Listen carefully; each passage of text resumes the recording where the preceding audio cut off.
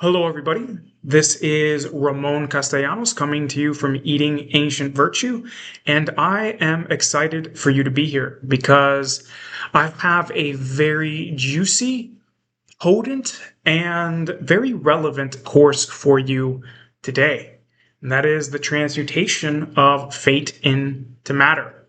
So, what is that? Well, if you don't know, you're going to find out because this course is going to go into defining what fate is and what destiny is at very practical and workable levels. Now, when it comes to this material, it draws a lot from myth as well as from lived experience in terms of applying tools to transmute what feels like faded, heavy, constraining circumstances into new possibilities. And this is going to draw from a variety of different sources, including, and it will actually rely quite heavily on, understandings that come from indigenous and traditional cultures, as well as I mentioned, myth and philosophy, and again, applied practice. And we're going to explore how all of this comes together to present a coherent cosmology of how one approaches the process of directed change in order to align it with a greater arc that already exists and preceded us and you before you were born. So we're going to, as I said, define fate and destiny as terms and give them practical meanings in terms of how they feel. And we're also going to explore probability and possibility, which are actually other ways to speak about fate and destiny. We're going to talk about destiny itself, the concept, as an ancestral cosmology. Right? This is an ancient idea that has made its way into modern times. It's not a contemporary notion, but a very old one. And it emerged as a felt experience in a variety of different cultures around the world, and then remained in those cultures for hundreds, if not thousands of years, because it was especially useful for describing what it feels like to be human and what it means to have come to life as a soul. So that's going to be a core anchor that we're going to lean into, is that destiny is a tested idea from that perspective. We're also going to explore how destiny and ancestry are actually an interwoven arc with one another, and what that actually means, and how you can't actually separate ancestry from destiny, which is often done in contemporary talks about it, but was not done in indigenous and traditional cultures, right? Because they apprehended that we were actually exploring one arc. And we're going to explore how all of these things tie together. So if they don't seem clear to you, don't worry. Then the idea of the golden thread, and that basically refers to our contribution that emerges from a variety of different factors into the greater tapestry that is unfolding in life, that we are one thread amongst an enormous tapestry of life that has been being woven before you were born and will continue after you die. And your golden thread is your most refined, highest, so to speak, contribution to that tapestry. We're going to talk about what transformation and transmutation are, how they're different, and what I actually mean by transmuting fate into matter. Fate into destiny, as opposed to transforming fate into destiny. We're going to talk about incarnate life, right? The soul coming to this planet as an alchemical process for the soul and actually for life itself, and how these two things are actually feeding into one another and interwoven together.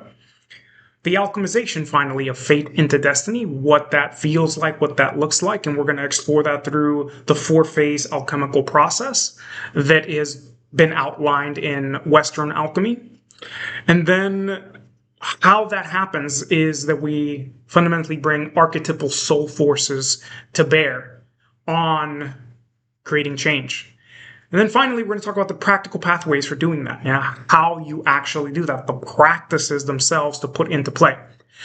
Along the track, we're going to cover more things, but those are some of the major bullet points for you, and that will give you a baseline to let you know if you're interested in this course. And if you are, then I am, as I said, excited for you to be here.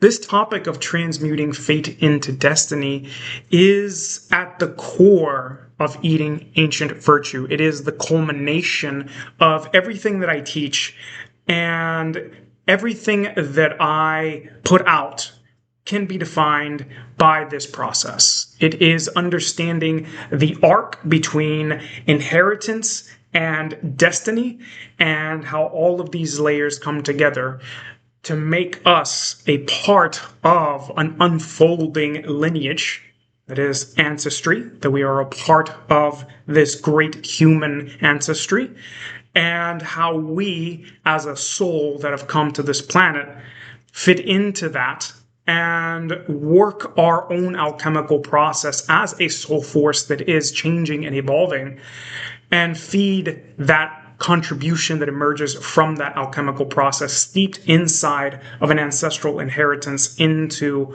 the whole of life in order to contribute something to the greater unfolding.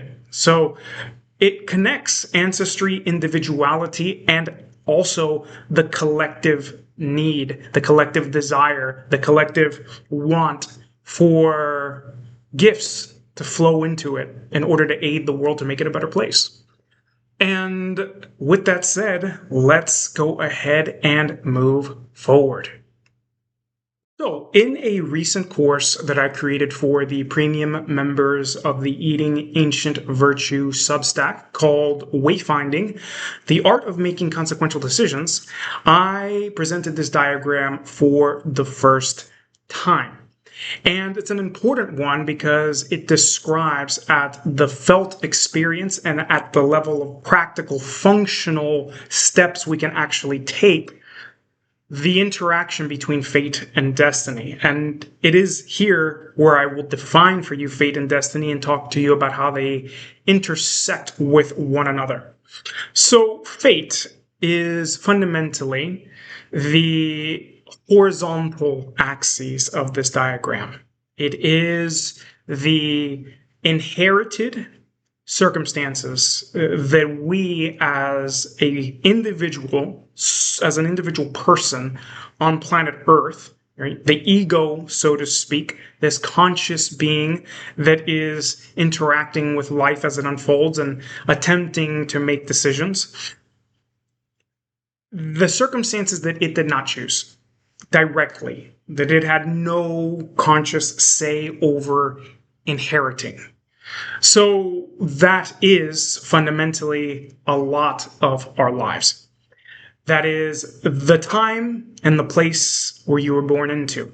So literally the epoch, the 20th and 21st century, the place, that is the actual country and city and house that you were born into. Those things you did not, as an ego, consciously choose. The argument could be made and is made in circles that explore fate and destiny that the soul chose those circumstances. And that very well may be the case. But you, as an ego, is not the soul. You are the little self and the soul is the big self, so to speak, right? There is this heavenly force that is the soul, and then there is the earthling that is you. And you as an earthling did not choose that. You also didn't choose the family that you were born into. And so with the family comes the ancestral layer at the level of familial patterns. So what kinds of stories exist in your family? Were they rich? Were they poor? What kind of expectations do they have about what you are supposed to do or not do? What is the meaning of life in this family? What are their hang-ups? What are the core wounds that travel inside the family? And what are the ancestors of that line, like what state are they in, what happened to them over the last few generations, and even going further back into several hundreds of years in terms of, where did you come from, what race are you a part of. All of these things are inherited patterns that you did not choose. Then you have the culture and the society that you are a part of, and how that culture and society shapes various aspects of you. You have the fact that you have a body that you inherited, and that body has certain predispositions to it, certain genetic strengths and weaknesses that are just present. And pro tip, genetics are another form of ancestral patterning, fundamentally. But you have these proportions, right? Whether you're tall, whether you're short, whether it's easy for you to gain weight or to lose weight, whether you've been skinny your whole life or you've been, quote unquote, overweight, or whatever the case may be, there are these patterns that are genetic predispositions, that choices that we make can affect. But fundamentally still, there's all these layers of inheritance that we have acquired. And even further still, your body, but the fact that you are a human being. Because a human body is different than a koala body, right? A dolphin body. there's different expectations placed on you as a living being when you're human. So we could continue to extrapolate this out further, being born on planet Earth in this solar system during this astrological age and cycle, and all of the karmic layers that are involved in that. But fundamentally, the field of existence that you stepped into is inherited pattern, right? So for most of us, these patterns are not actively engaged with, and they exist as a form of momentum, as a kind of constraint that is present. So the momentum is everything that has happened before you, all of the choices, the billions and trillions of choices and decisions made from the very first life forms billions of years ago, dinosaurs, civilization, all of this to reach you here and now. And that generates a kind of momentum, and that momentum is constraining because it alters the flow of probability. It says this is what is most likely to occur based on what has already occurred. Very simple example is if you take a ball, like a tennis ball, and you place it on a table and you whack it and you let it roll across the table, the most likely outcome because of that momentum is going to be that it falls off the table. I mean, could, in the realm of possibility, something occur that would stop that from happening? Yes, it could. Actually, if you think about it, weird things could occur in the realm of possibility that could stop it. But the probability is 99.99% of the time that ball is going to fall off that table. And that is, in some ways, the understanding of fate. Fate has an established groove that it moves through. Now, what's interesting about that is that the idea of a twist of fate is one in which that seeming momentum takes an unexpected turn. Something that you did not consciously choose, but that drastically altered the flow of your life. A twist of fate, as it were. And this whole dynamic interacts now with the vertical axis, which is raw possibility. Right? Well, probability is in some ways a limiting factor. It is a constrainer. It says this is what is most likely to happen going forward. Possibility is an endless stream. Possibility is actually infinite. In this moment right now, you have access to infinite possibility. Now, whether or not you can actualize any of that into anything meaningful will intersect very heavily with probability. So one of the examples that I really like, and I will use again because repetition is the mother of skill, as they say, is that I would like you to imagine two famous singers that have done a duet with each other. Right? And my mind always goes to Usher and Alicia Keys, probably because I grew up in Miami, Florida, listening to R&B, and I still love those artists. But my mind goes there, right? And so I want you to imagine the probability of you being able to be in a recording studio in the next week with Alicia Keys or Usher making a song together. Probably almost zero, right? But is it possible? Well, of course it's possible, right? That's the whole point, is that it is possible. There's no law of physics that says that you couldn't actually, through some very weird set of circumstances, actually make it there and be there. In all likelihood, you have some connection to them that you actually don't know about. That idea is called the 6 degrees of separation. And actually, through 6 degrees of separation, I actually could get in contact with Elon Musk or Donald Trump by, I know someone who knows someone who knows someone who knows them, for example.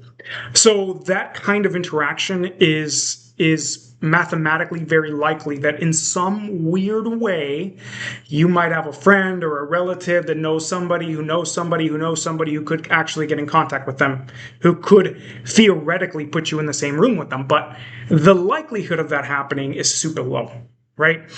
And that is possibility. Possibility is open-ended. Anything could happen in that sense, right? Or almost anything. So when someone says anything could happen, it doesn't mean that I could eat an elephant, and not explode in one go.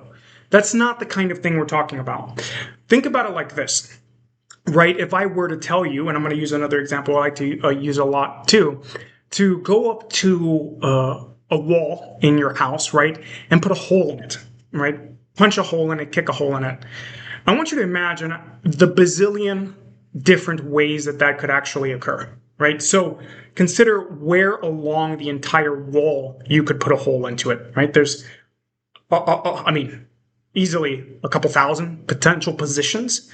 When you start to think about even like millimeter distance differences from each other, really you're looking at an infinite amount of potential holes you could put in the wall. Now, how? With what body part? With what object in your house? How many objects in your house could you, if you hit the wall strongly enough, put a hole into the wall with?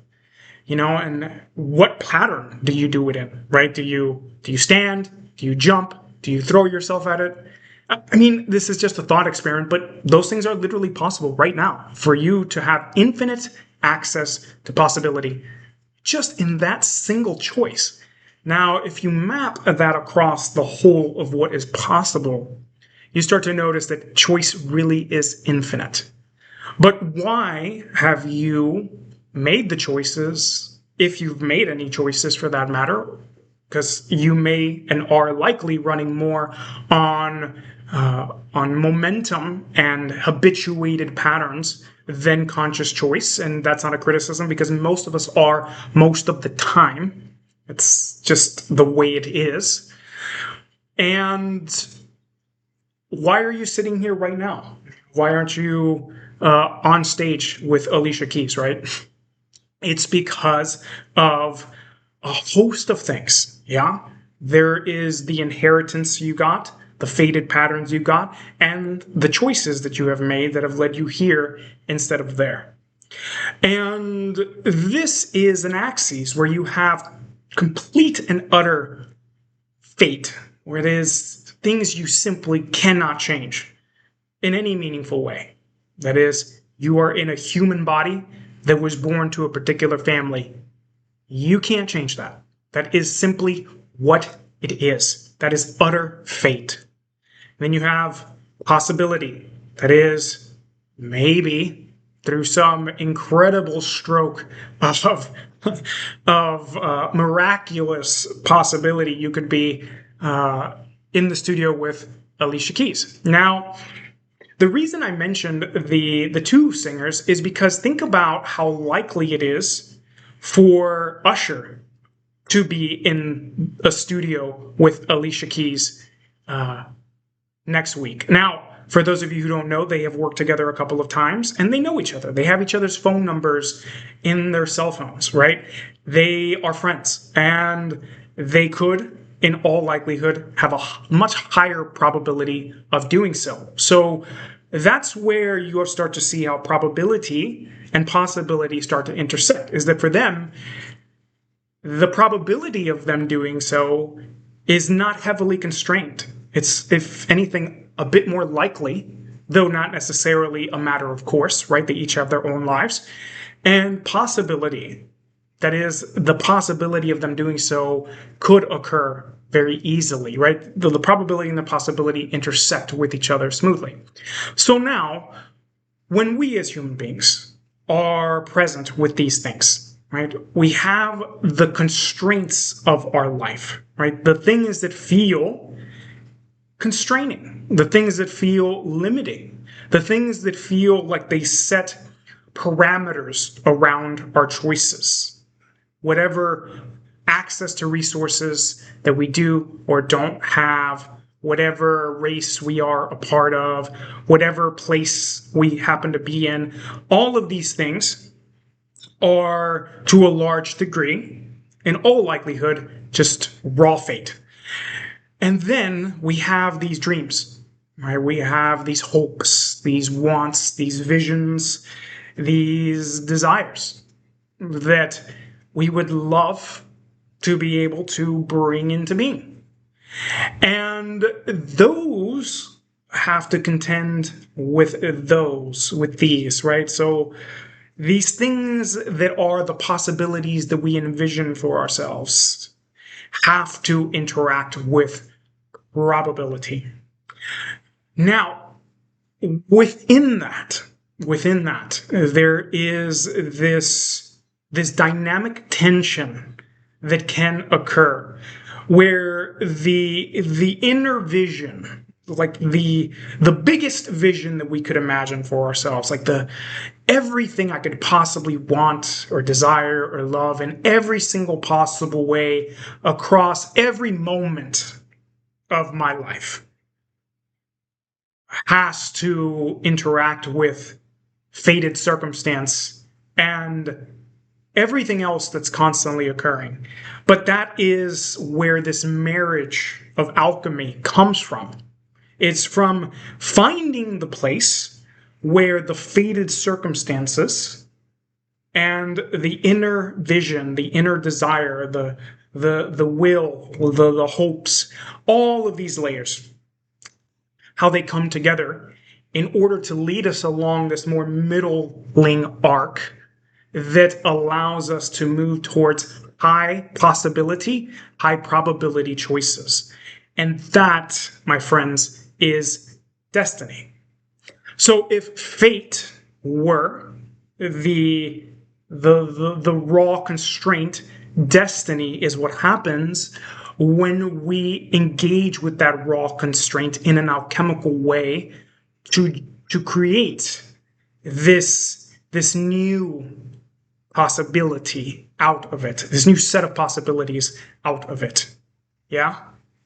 So, in this course, we're going to actually explore what that means and how to do it.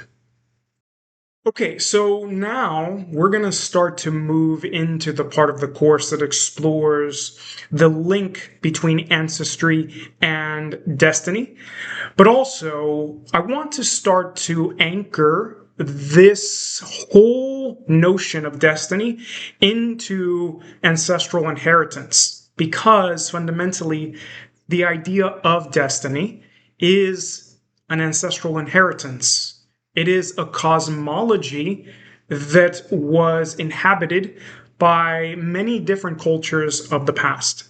And ancestors in many different parts of the world received this understanding, probably through any number of means, including intensive ritual and prayer, meditation, chanting practices, the use of psychedelics, divination, direct engagement with non-corporeal forces and spirit beings, and through lived experience.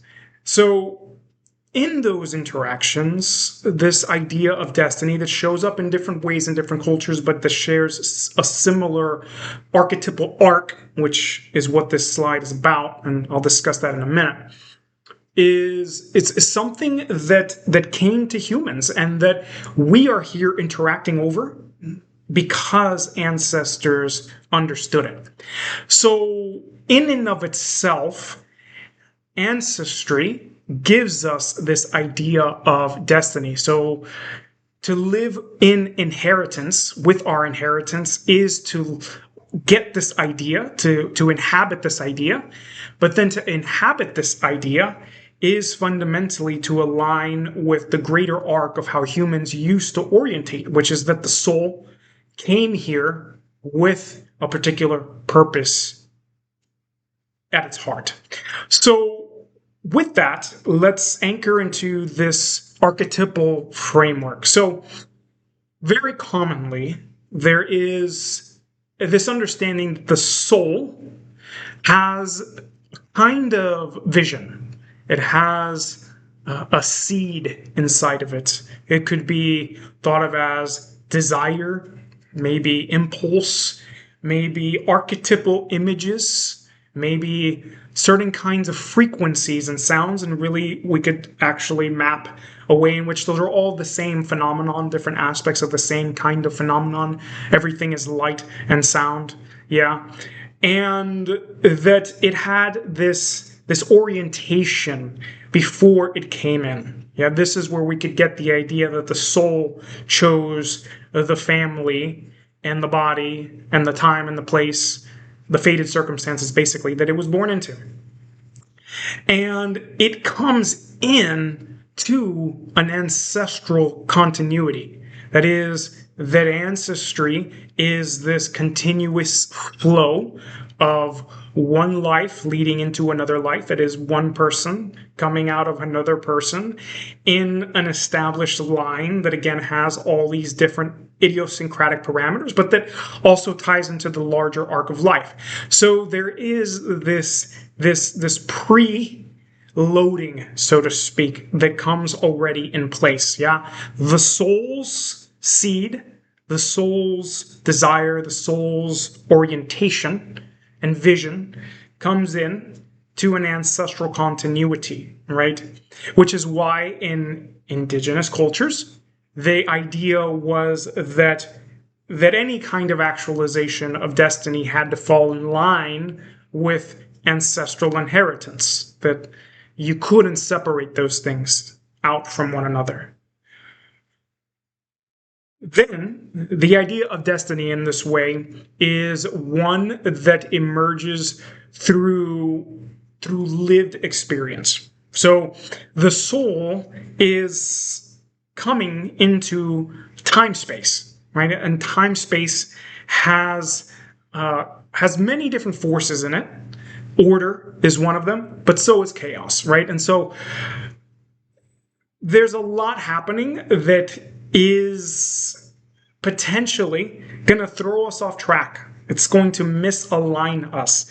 The ego might also make some decisions that aren't so great, or you might encounter even accidental forces. Maybe some of those were meant to occur, right? They were a part of the fate stream that was so locked into probability that the soul knew it was going to occur, or maybe not. Right, and some of this is mystery. We actually don't know. There's a layer of mystery to life that requires faith in order to be able to inhabit. The faith that, I'm going to go to sleep and wake up the next day and go to my job or do my work, have my partner. That my car is going to be outside when I get in the car. Right? There's a level of mystery and faith that is required in life, and so this negotiation of destiny. It is something that's emerging in real time, right? The soul has its orientation. It comes into this ancestral continuity, and it's interacting with the ego, right? The earthling, the person who's here, the small self doing the stuff, and these two forces have to interact with one another. Yeah, the earthling and the heavenly being have to interact with each other.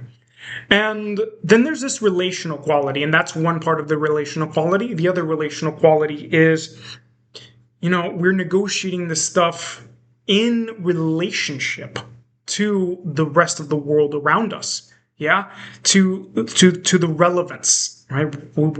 We can't find relevance, which is purpose, right? If you think of purpose, destiny, meaning, contribution, right? This golden thread idea, that is something that emerges through relevance with what's occurring around us. It occurs in relationship. And so this negotiation is occurring in relationship.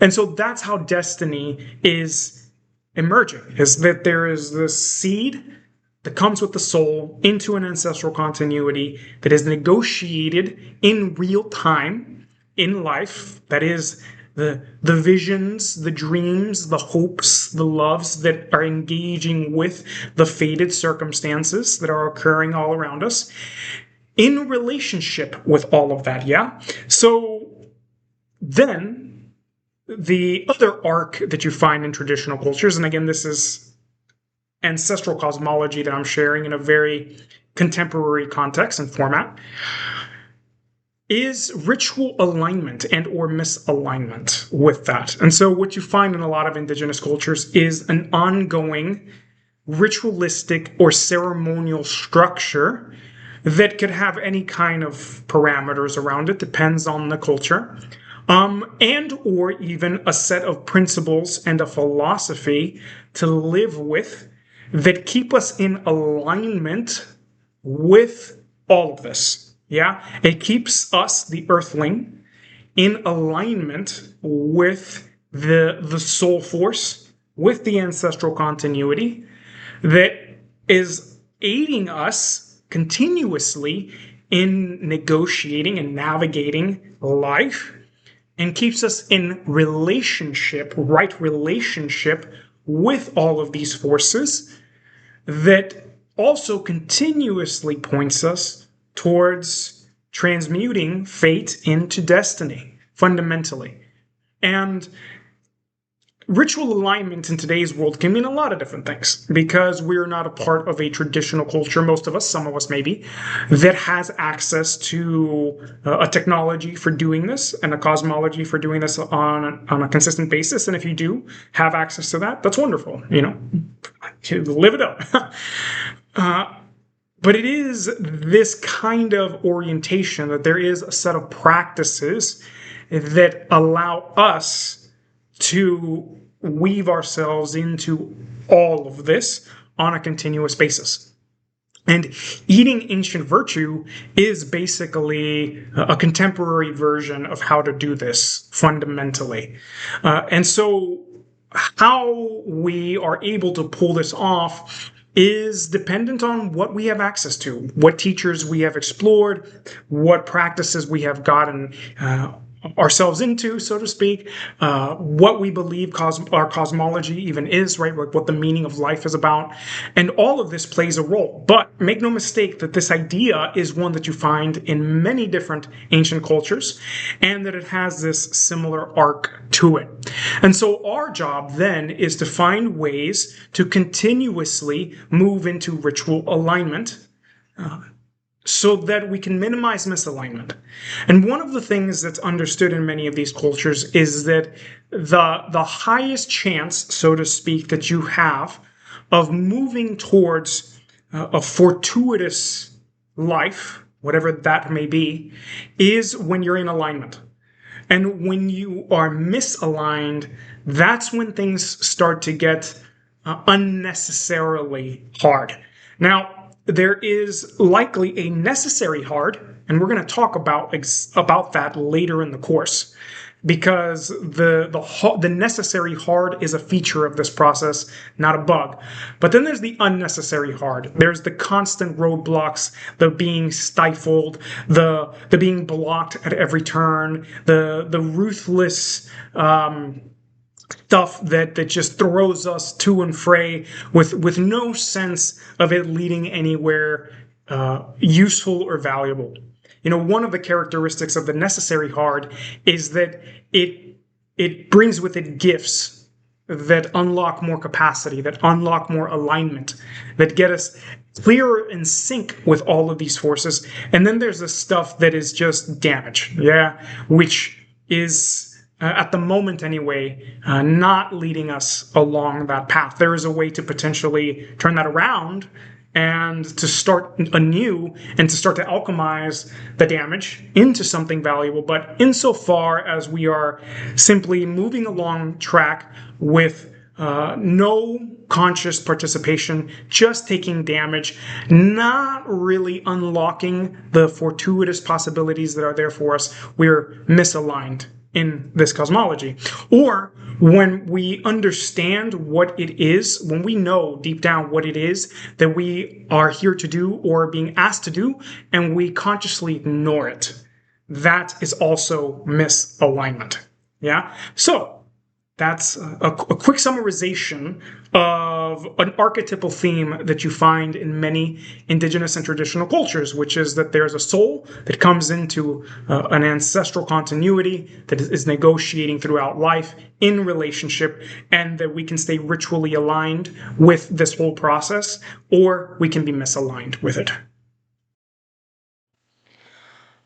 Okay, so now that we have covered briefly this ancestral cosmology that shows up in many different indigenous and traditional cultures, which maps this archetypal arc, and that left us at the doorstep of falling in and out of alignment, I want to lean into that with some practical examples, and we're just going to touch on these briefly because each of the few examples that I'm going to give you are their own fields of study and ways of life that could easily take a lifetime to truly understand. I'm just giving these for the sake of examples in order for us to begin to anchor even more deeply into the notion that these understandings have been a part of human inheritance for a long time.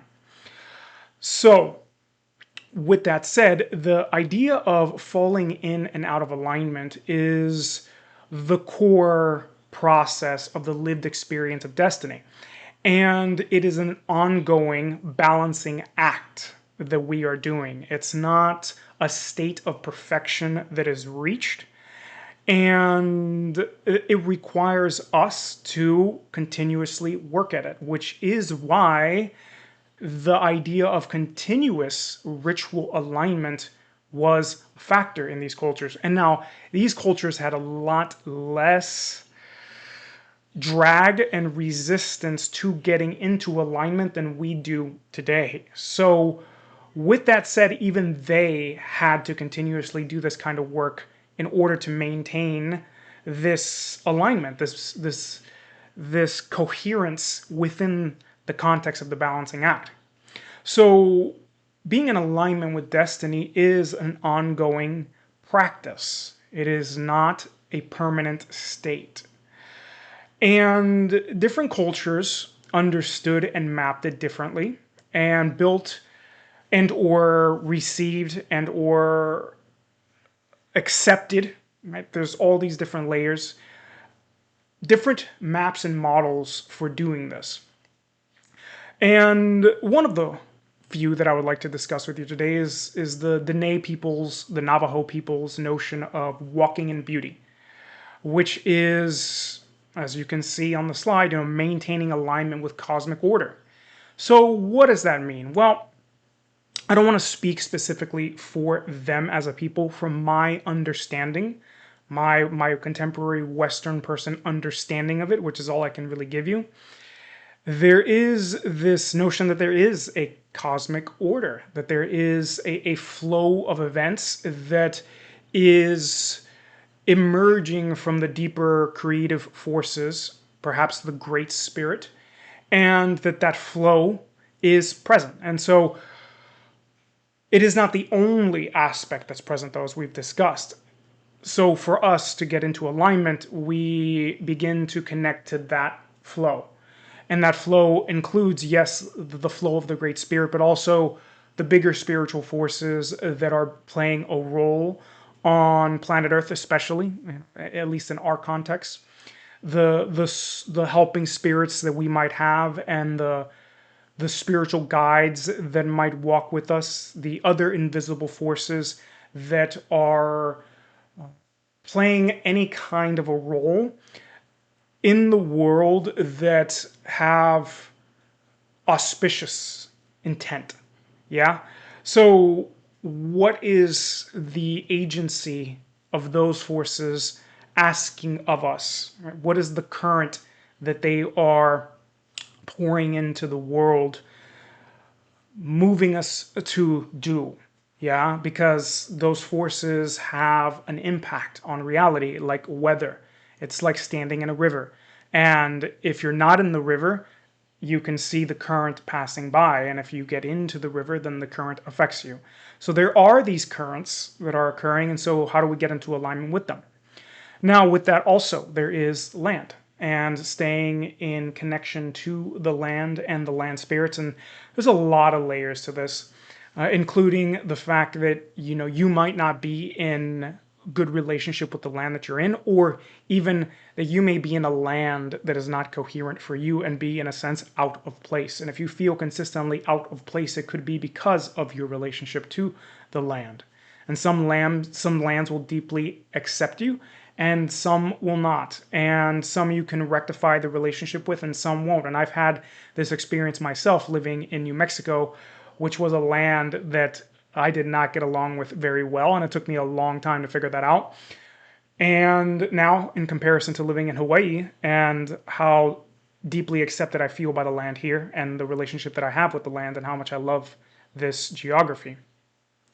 But yeah, nonetheless, staying in relationship with the land, staying in relationship with kinship. And in this context, because of the fractured nature of the modern world and the broken family dynamics that you encounter, at least in comparison to traditional tribal cultures that had much more harmonious and synchronized kinship dynamics, this for me means different things. And at least in this regard, I would say ancestors, to be in relationship with the ancestors in a way that's healthy and that's nourishing, and where the ancestors become the wind at your back to aid you instead of the drag in front of you, which is what untended ancestors often become, is drag instead of the wind at your back. There are exceptions to that, of course, but it's a commonality.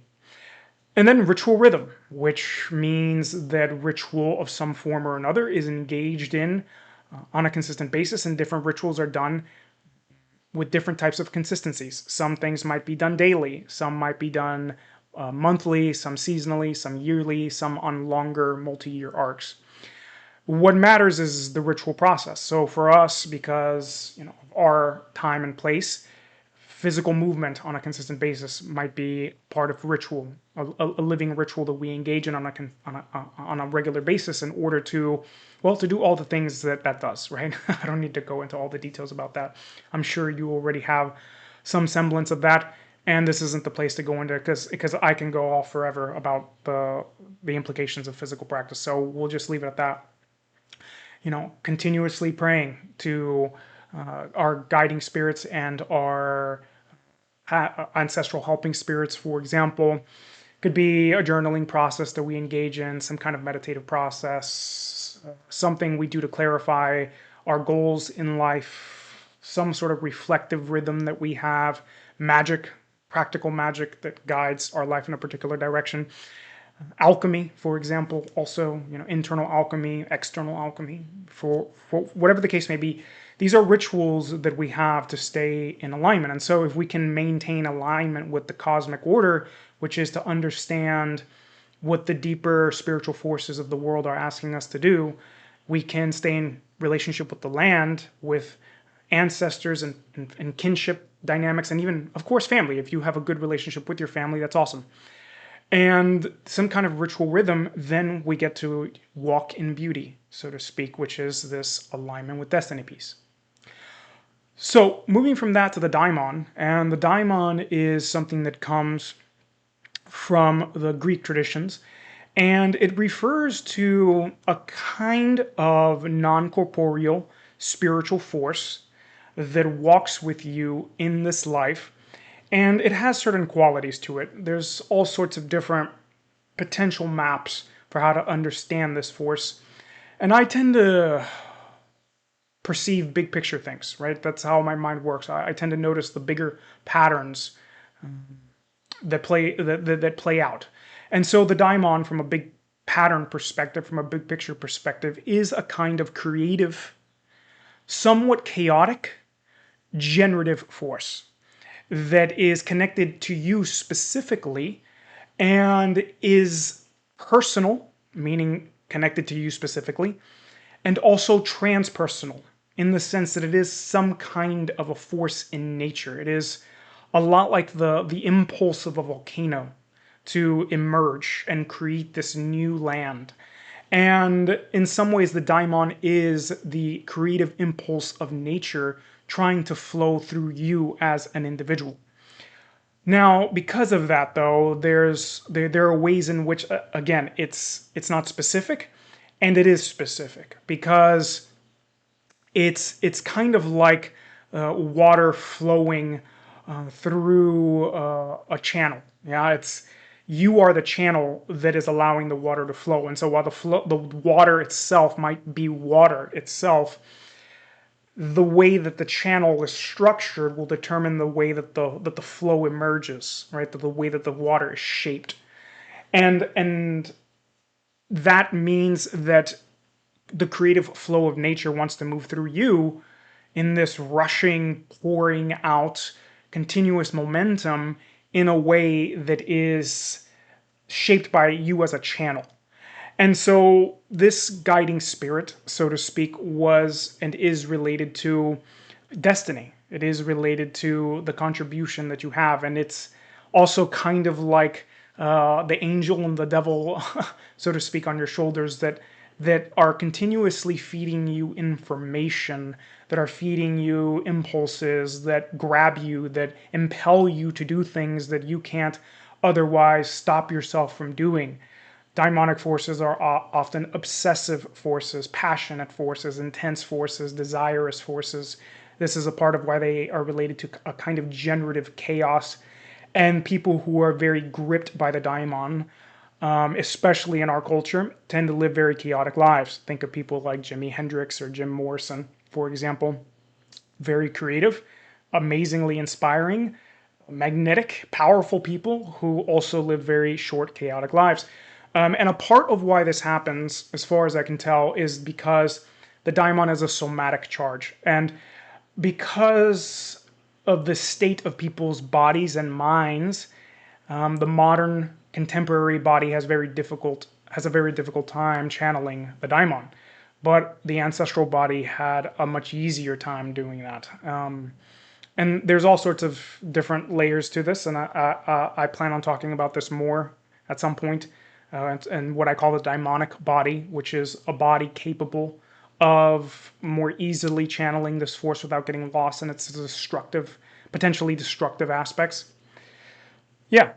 So there's also the idea of the vision quest, which comes from the Lakota people. And the vision quest, and there's different versions of this around the world, but in this case, there is preparation that has to do with fasting and purification and certain kinds of initiatory rites. And then there's moving out into the wilderness on your own for as long as you need to be out there, and going through various kinds of practices in that time and exposing yourself to the elements. And then you receive a vision, and that vision has to do with your path in this life and why you came to Earth as a soul. And it has a deeply shaping influence. And, I want to make it clear also that within the context of traditional culture for them, that probably meant something else. Like, we can't necessarily understand what that meant for them in their context. But but we can draw what makes sense to us for our time and context, meaning the receiving of a vision that comes through deep practice and initiatory process. And that emerges from this liminal space that comes from pushing your body to the edge. And I'm not suggesting we do that in our culture. That's one of the things, is that, indigenous people had much stronger bodies than most people do today. So they could put themselves through that kind of rigor on a more regular basis and be less impacted by it physically than us today. And so we have to just understand, though, this notion of the vision of the dream, which is an image, right? And so in depth psychology, you often encounter this idea that the soul speaks in images, and the images carry with them this notion of structured light. Fundamentally, yeah, it's light in form that it carries with it a particular kind of charge, a set of sensations, an impulse, a drive, a dream. And that could also be thought of as sound. It is a frequency that is being seen in the form of light and sound, yeah? And so the vision quest is another example of this kind of arc of receiving vision from the soul. And then we go to Ori, and Ori is an energetic map and model of destiny that comes from the Yoruba people of Nigeria. And I grew up in a tradition that was fundamentally anchored in the concept of Ori, because I grew up in an Afro-Caribbean tradition called Lukumi, sometimes popularly called Santeria, which is a name I really don't love. But, and there's all kinds of reasons to not love that name, but nonetheless, that is the tradition. And the idea of Ori is one that talks about one's spiritual head, so to speak, or the inner head. There's a lot that has to do with the head. And they're really talking at some level about consciousness, and or at least that's what I can gather. And some of the teachers that I have encountered who have African ancestry and who work in Africa, but then also kind of intersect what they say with modern English language and contemporary ideas, will say the same thing, that it is consciousness itself. And specifically, it's also talking about this perception piece. All of the different points, because Ori is an energetic map, similar to the meridian system of Chinese medicine and to the chakra system of yoga. It's an energetic map that has points on the body. And pretty much all of the points are perceptive points that are interdimensional, meaning that they perceive psychic phenomenon or are connected to other dimensions and or aspects of us even that exist in other dimensions, kind of like a spiritual doubles even, so to speak, right? Which really is talking about the extended aspect of the soul. And so, working with Ori in this way is about connecting to one's destiny arc. And points also on the body are connected directly to ancestors. So the Ori points, some of them are directly ancestral points. And so this notion again of destiny, multidimensional interactions, and ancestors are here. And so that's a very basic, super simple explanation of a very deep system. So, just to give you perspective, that there's an entire school and treasure trove of wisdom tradition there that can be studied, ideally in a traditional setting with people who have been initiated in doing so. But the idea here is, again, all the same. And so you find these different arcs that all represent something similar. This notion of walking in beauty, being connected to multidimensional forces, receiving these visions and these dreams from the other world, and then ritual processes that intersect between the earthling and the heavenly being, or the soul force, and ancestors, and having ways to continuously align all of these together to move us into destiny. Okay, so now moving a little bit further into this notion of destiny and lineage being interwoven, I want to show you a little bit more about how that actually is a lived reality that is not a conceptualization so much as it is an actualization that we are conceptualizing of in order to be able to act upon. So again, destiny emerges when the soul forces, and we'll discuss what I mean by this more deeply as we go on, when the soul force applies some kind of an energy, we could say, to simplify, to fate. The energy has qualities of light and awareness of the consciousness, the vision, the heat of alchemical process. And that's applied to transmute fate into destiny. So destiny arises out of this application of soul force to fate. Now, when we're talking about lineage, we're talking about inheritance. We're talking about what has come before you that you carry, that preceded you, and that you are a part of. And so when you look at this diagram that I have, here you can see that in the center is you. And I don't necessarily mean that to say that you are the center of everything, so much as that you experience yourself as the central node that is in contact with everything else.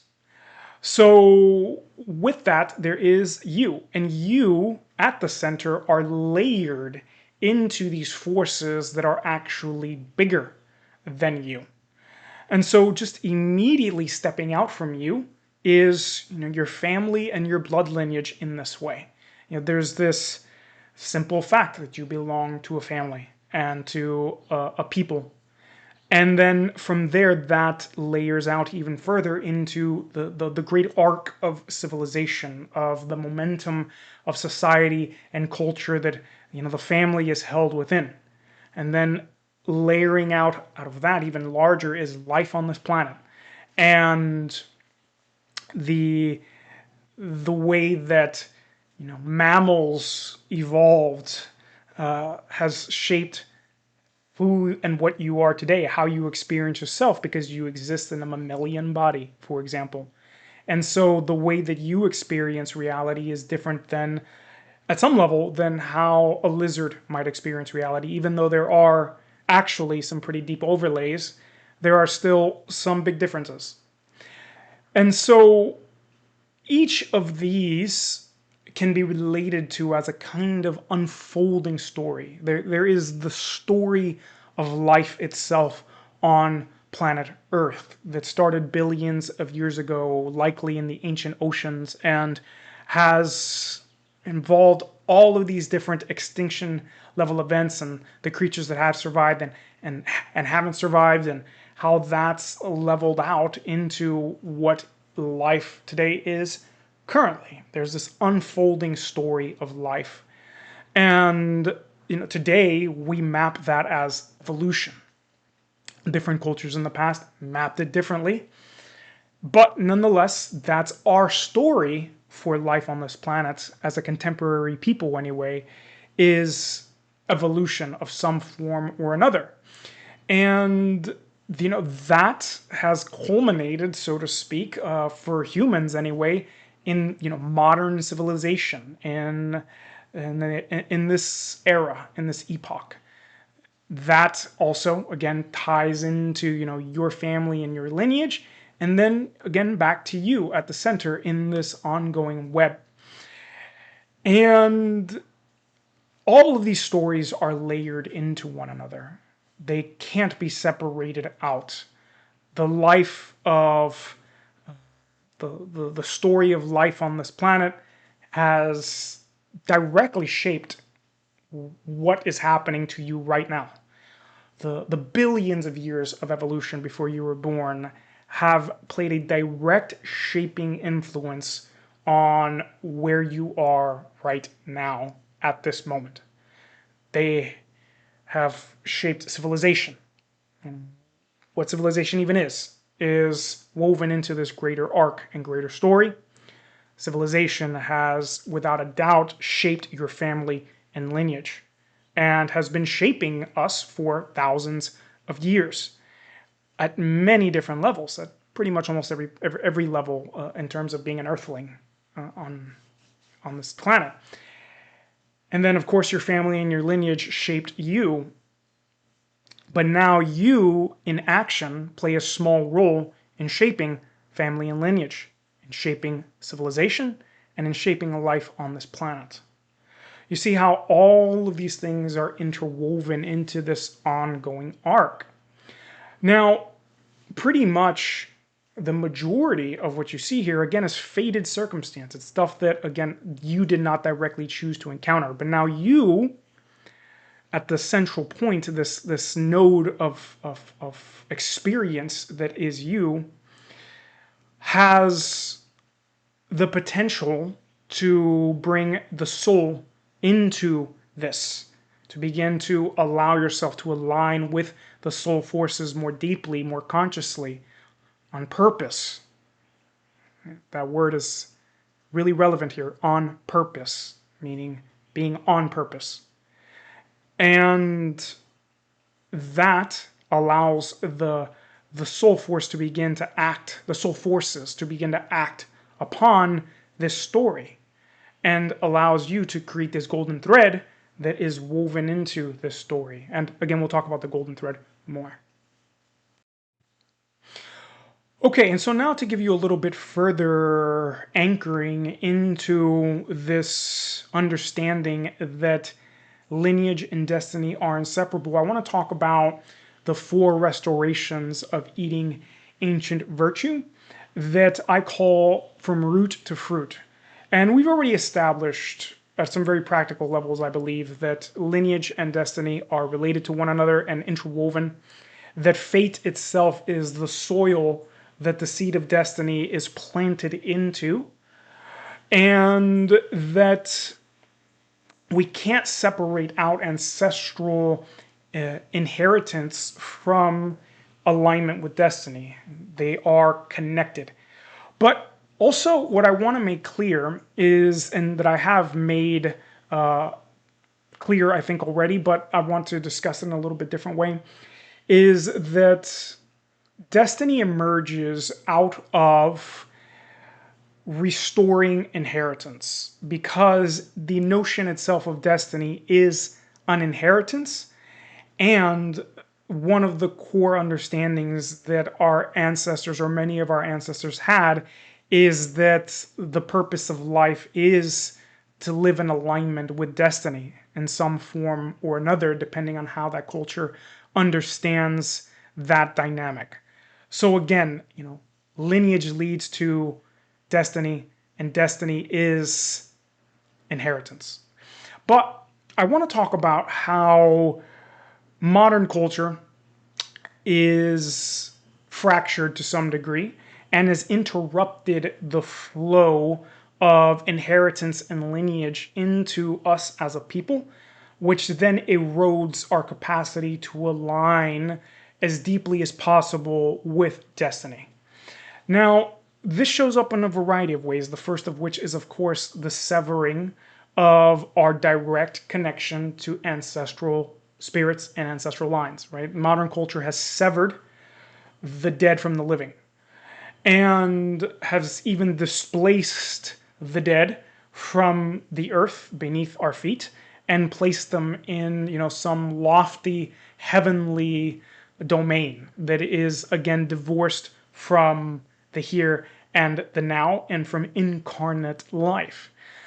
And when we are in better relationship with the dead, we are also, in a lot of ways, in better relationship with the earth underneath our feet and with the stability that's here, but also with ancestral continuity and having a healthy, vibrant line that supports us and that allows them, again, to be the wind at our back and not the drag that we have to pull along with us.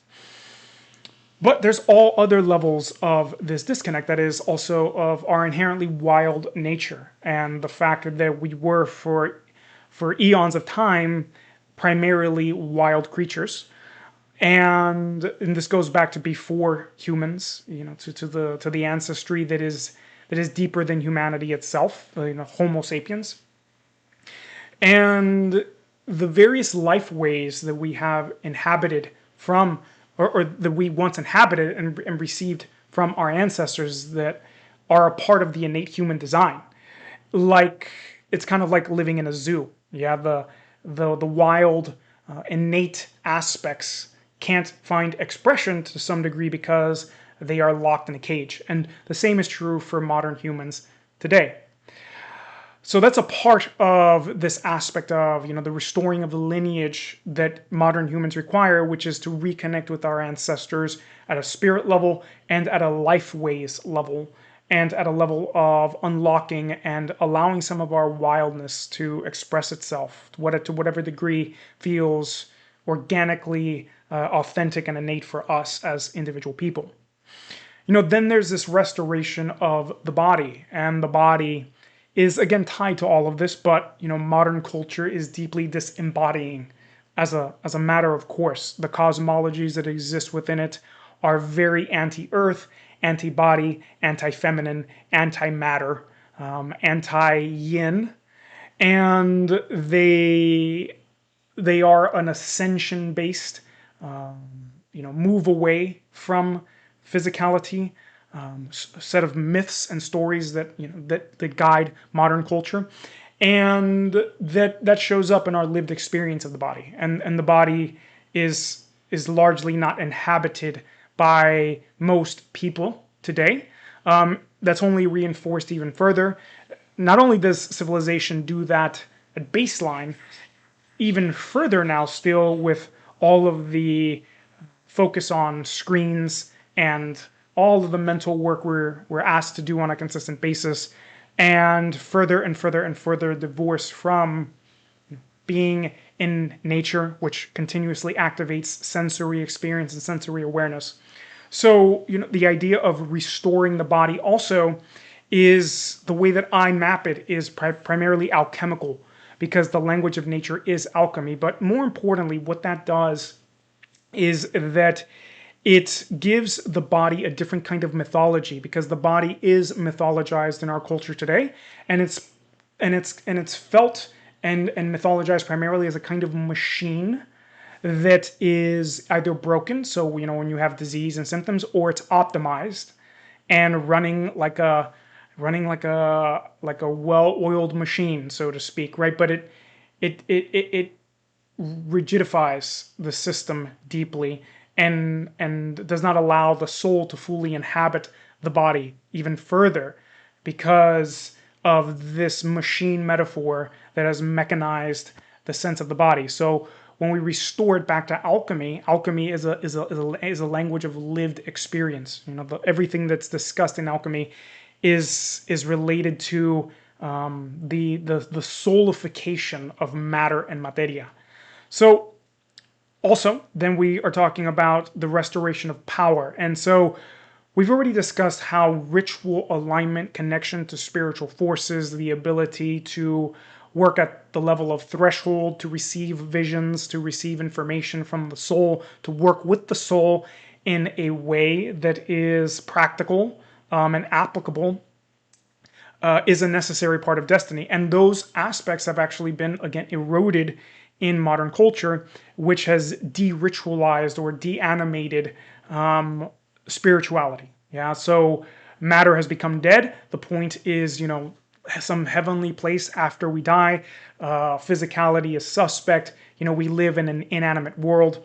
And with that, we have lost the animist traditions that once held the capacity to continuously align us with ritual rhythm, and also to be able to apply magical power, literally practical magic, either through divination, through enchantments, through rites that we establish and either inhabit from a culture or design ourselves, to continuously align us with destiny.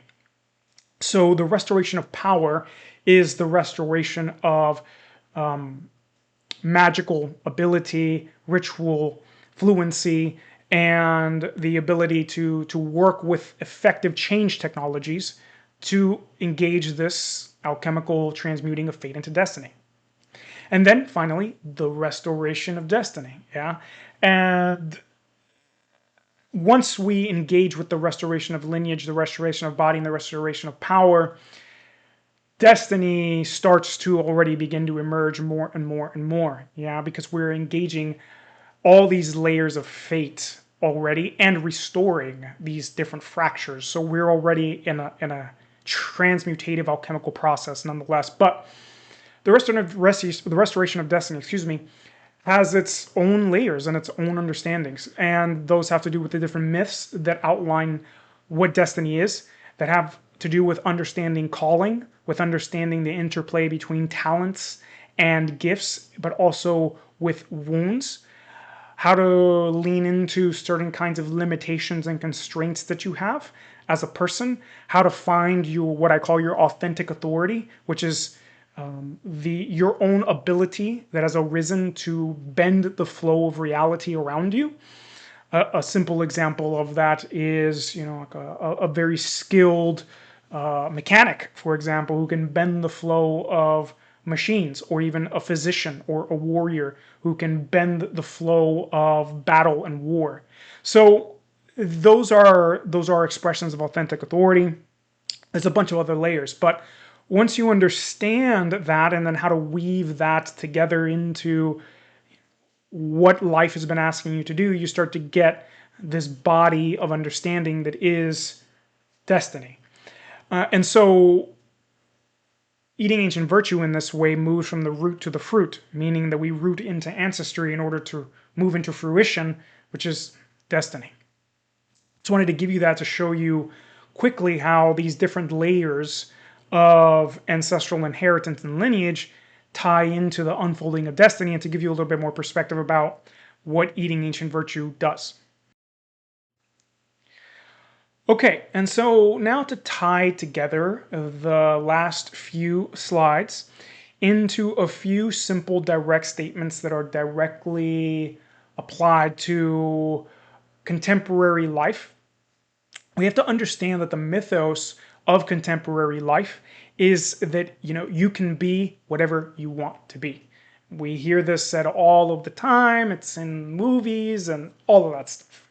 It's a very common idea that is tied to our sense of Western individualism. Now, I have no desire to attack Western individualism for its own sake. I think that there are ways in which it is valid and useful to lean into, so long as that it is recontextualized as a part of the whole. The issue is when Western individualism and this notion of you can be whatever you want is completely divorced from relationality, meaning that it exists in a vacuum, that none of what has come before you or what currently exists really matters to what ends up happening for your life.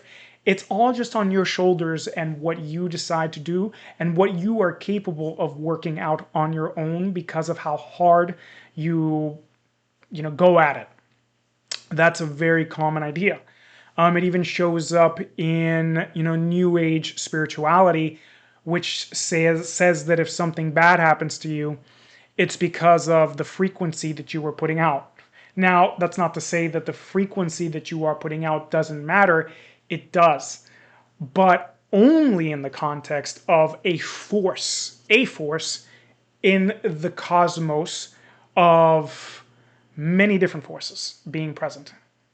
So I love the way that that just came to me, the way that Gordon White talks about it. He says that the cosmos is a jungle, and it is in that sense, right? And we are one participant in the jungle, and our skills matter, and our ability to pay attention to what we're doing matter, and the tribe that we're a part of that taught us how to live in the jungle matters, and all of that, yeah. But nonetheless, this idea that you can be whatever you want is one that is totally divorced from anything else. because it's only about you and what you want. That is hubris. It also, in some ways, says that nothing else gets a say in the way that reality unfolds except for what you desire. Now, indigenous cultures would say that you can become who you were meant to be. And this is a very different perspective on it in comparison. It says that there is already something that is preceded. Yeah, there's again this preceded idea. You can become who you were meant to be, meaning that the soul again came here with a vision. The ancestry and lineage played a foundational piece also in preloading everything.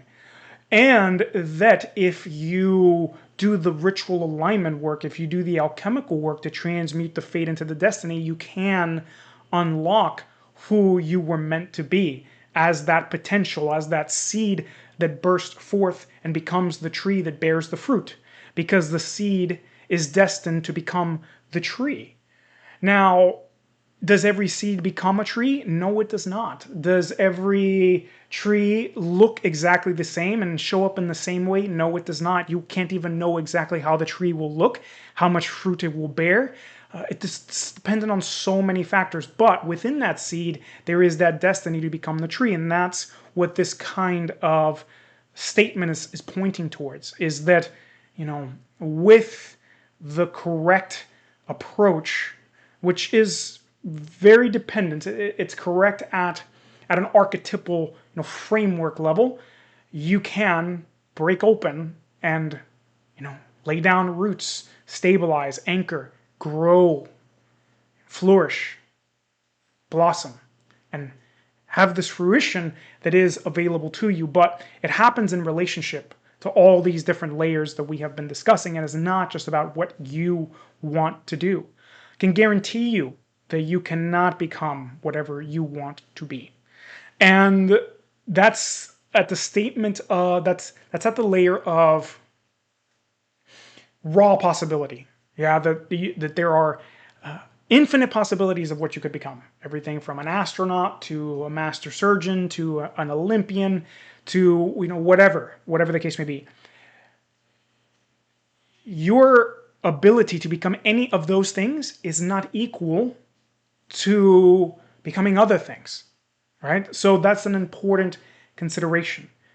And it behooves us to understand that. But now, one of the gifts that comes from that statement, you can be whatever you want, is that it can, for some people who feel very deeply locked into fated circumstance, open up perspective that more is possible for them. And maybe the real gift of this statement is if you can find what you deeply, truly, fundamentally desire at a soul level, and then work with that as the want. The issue is that want in our culture is very deeply affected by what the culture says you ought to want, and the contemporary images of what those things look like today. And those may not be in alignment with what the deeper soul wants. So when we're talking about what the you want, I would suggest going deeper into that. But nonetheless, I don't want to necessarily pit these two statements against one another, so much as to lay them into context of what they're pointing towards and how they understood things. Because indigenous cultures had this deeper relational context already established into how they approach things. And our culture does not. So I want to point everything back towards this aspect of the relational unfolding that is destiny. Okay, so now that we have established these different contexts and have a solid understanding of what I mean when I say fate and what I mean when I say destiny, I want to tie it all together with a myth. And The reason for this is that myth can often help us understand things at a level deeper than the conscious mind, because it gives us a truth that is beyond the rational and that is beyond the factual. It is a truth at the level of the soul. And this myth is a very healing one for modern people who are caught in certain narratives of the modern world. And we already touched on some of those earlier. You know, the modern world says you can be whatever you want, in the sense that you were born a blank slate. And whatever you want to stack on top of that blank slate is acceptable and doable. Whereas the ancient world had a stronger sense that you came in already with a preceded nature, and that a part of life was to unfold that nature, to give rise to that seed so that it blossoms and flourishes and becomes the tree it was destined to be, so to speak, and then bears fruit that feeds the whole. And one of the things that we encounter in today's world is also this idea of nature versus nurture. And, you know, different people have a different perspective about which one of these leads the way in reality. And this myth is one that integrates all of this together in a really elegant and beautiful way. It helps us understand not only our earthling nature, but also our divine nature, and how the human being is connected to the greater reality. So with that said, let's go ahead and move into it. This myth is related to the goddess Fortuna. And for those of you who don't know, Fortuna is a Roman deity. And the word fortune and fortuitous or fortunate is all connected to her. She resides over fortune. So this is both fortune that we would want, so, you know, quote unquote good fortune, and also fortune that we would not want, so quote unquote bad fortune. And for that matter, she controls luck. So good luck and bad luck are her domain. And in ancient times, she was considered one of the most important goddesses to keep happy, because luck could come and do amazing things for you or disastrous things for you. She's also connected in that way to chance and the phenomenon of chance.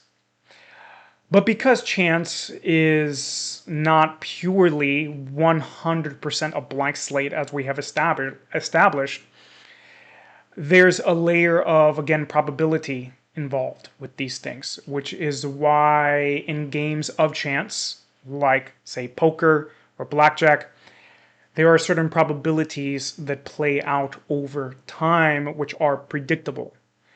So it's not a complete random distribution over large numbers, so much as that it is random in the short term. But nonetheless, so these are her purviews, so to speak.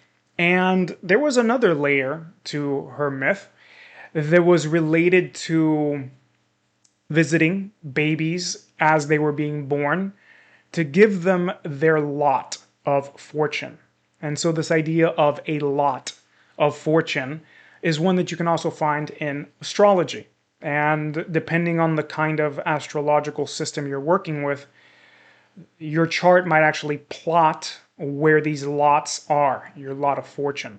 So you also get, you know, the lot in a sense of misfortune, or just where you're not lucky. So you'll have a layer where you have luck, but also this luck is not just from an outer circumstance perspective, but it's also from an inner state perspective, in the sense of it represents the things that will come most easily to you, your talents and your gifts, the places in life where you have innate strengths.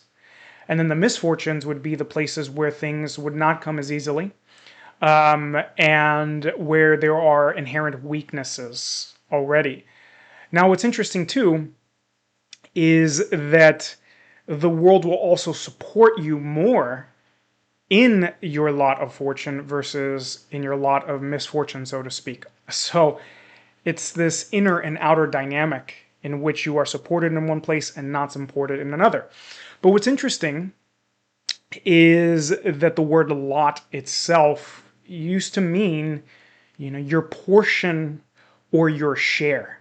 Yeah, so everybody gets a portion or a share of the whole.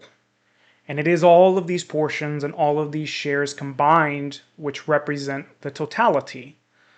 So that means that you are given a piece that is yours to focus on, so to speak, but also a piece in which you are challenged. Yeah, so you're given both support and challenge from the very beginning.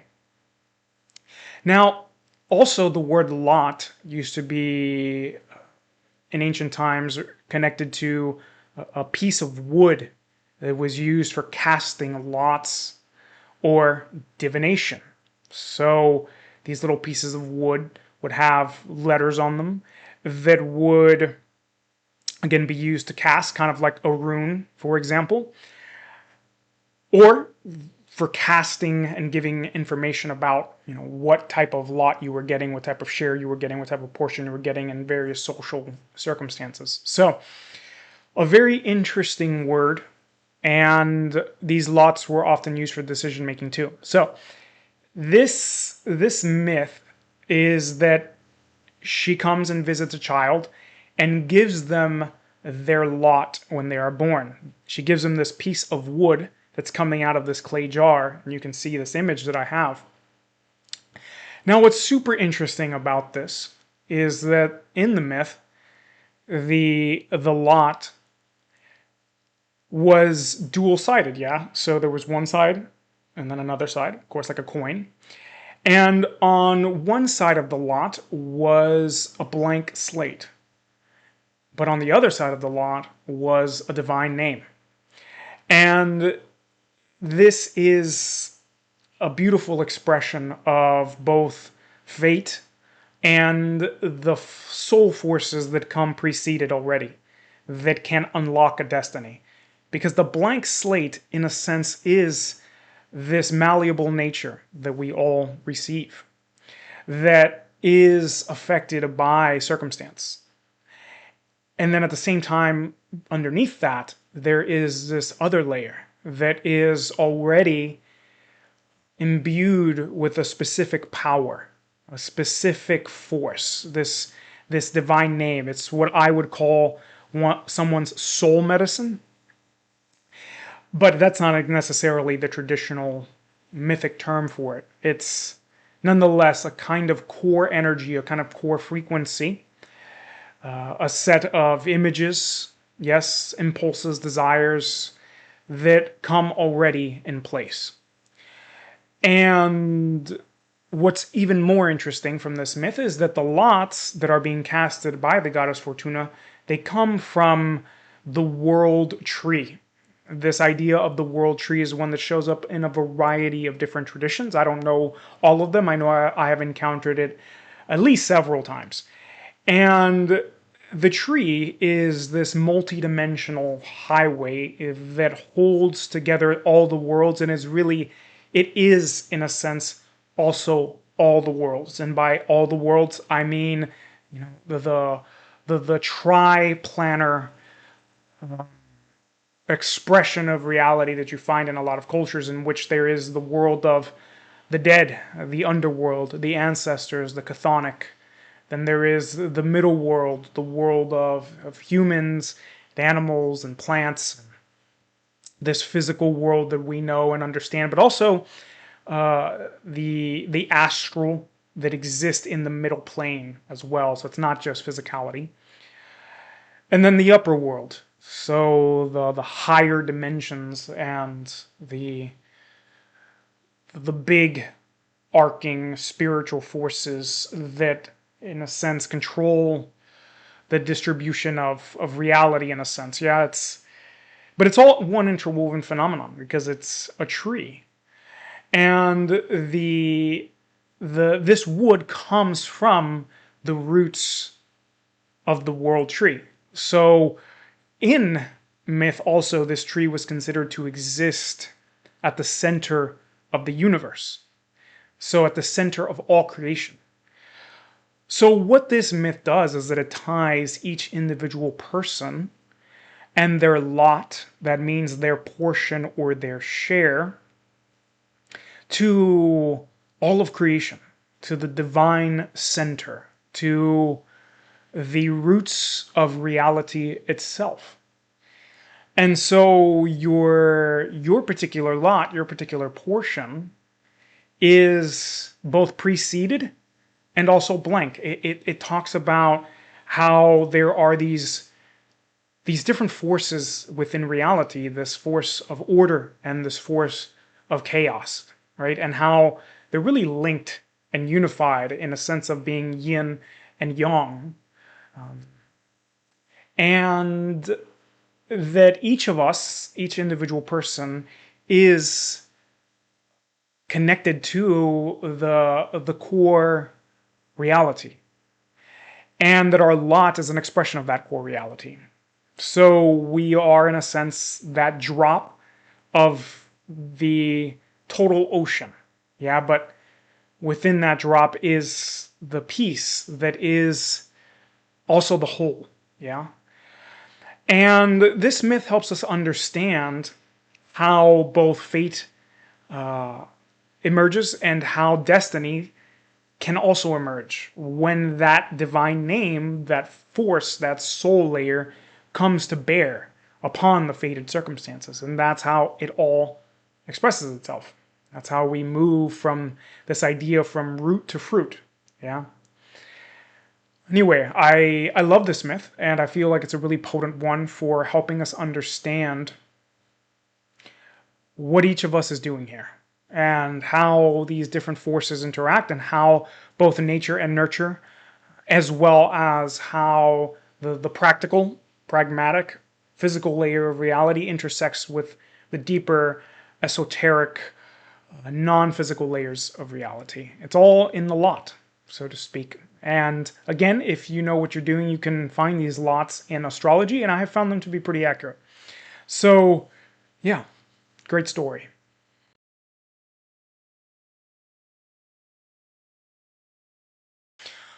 Okay, so now that we've established this context of what fate is, what destiny is, how that connects the earthling, who is the one who feels deeply fated, with the soul being that is already establishing direction before you're even born, and how these various aspects can intersect with each other in the idea of this lot of fortune.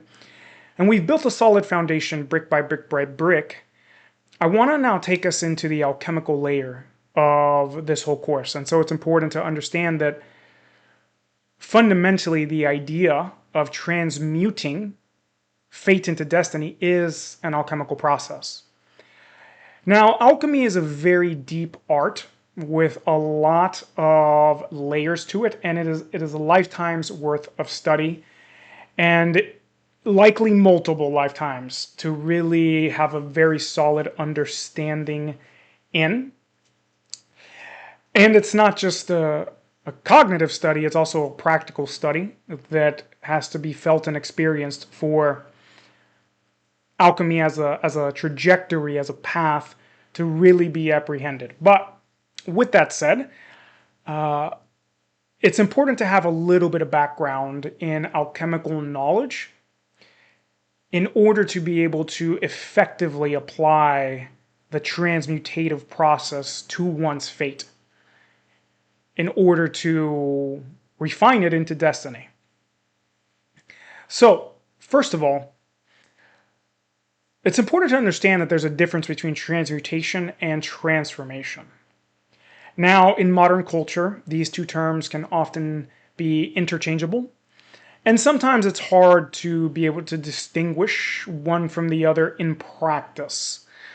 But for the sake of clarity and for the sake of having a solid standard for ourselves to work with, it's useful to begin to define these two terms separately in order to be able to distinguish between the transformation of fate versus the transmutation of fate. Now, let's start off with the idea of a long piece of wood that is something like 3 feet long and roughly, hewn more or less cylindrical, just like a log of wood. Yeah. Now, I want you to imagine the different ways that you might be able to actually transform that piece of wood. Now, the transformation could be super simple. If I light a portion of that wood on fire, or I take that wood and break it against a table, or I take a knife and I shave a piece of it off, all those are transformations. They're not necessarily transmutations. If I pour some paint on that wood, I start to carve etchings into it, and I take it and transform it into a piece of art, that's also not necessarily a transmutation.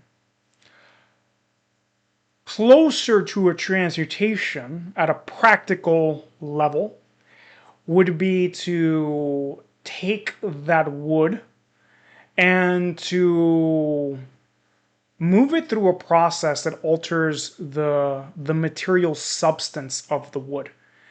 And there are different ways to do that. I've seen different methods where a piece of wood might actually be heated in such a way that it almost begins to melt and then can be shaped into something else.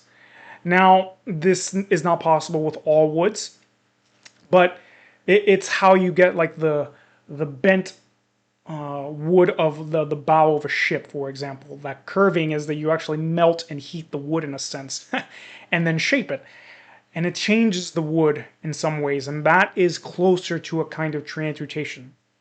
Also, perhaps taking the wood and then carving out of it a sword, for example.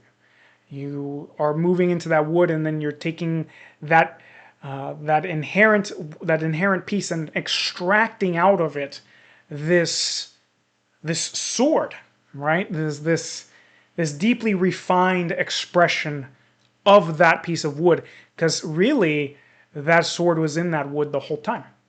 It was one of the potential expressions of that wood.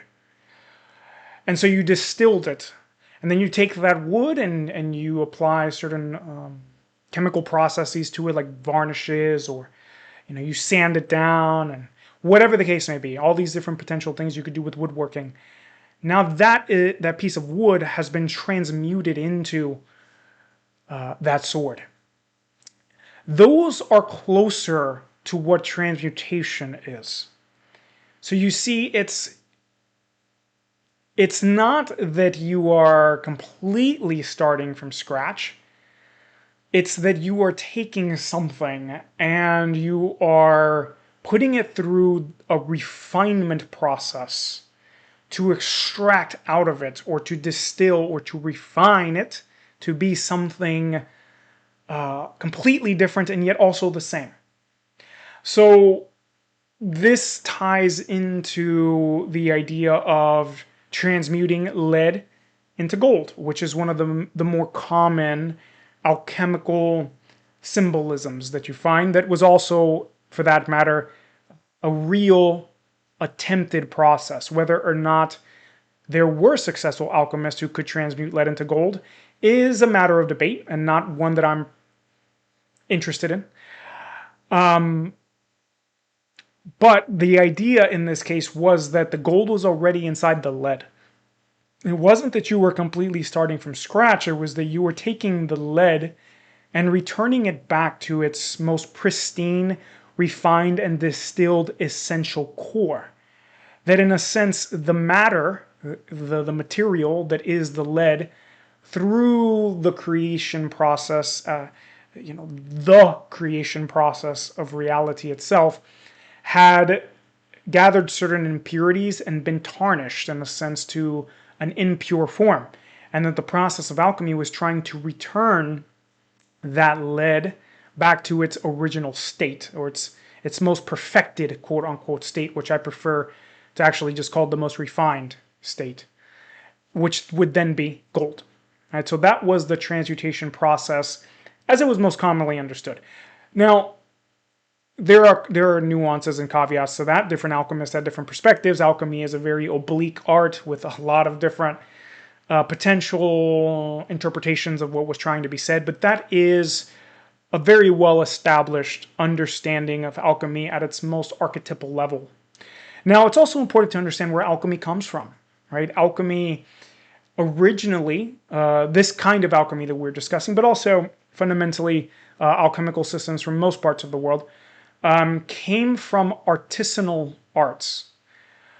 Some of them, there are more than I'm going to mention because there's just too much that can be talked about here, and this is not a class about alchemy, which I definitely plan on doing several, but this is a class about the transmutation of fate into destiny. So, but nonetheless, just to introduce alchemy in this context, in case you don't have a solid backing in it,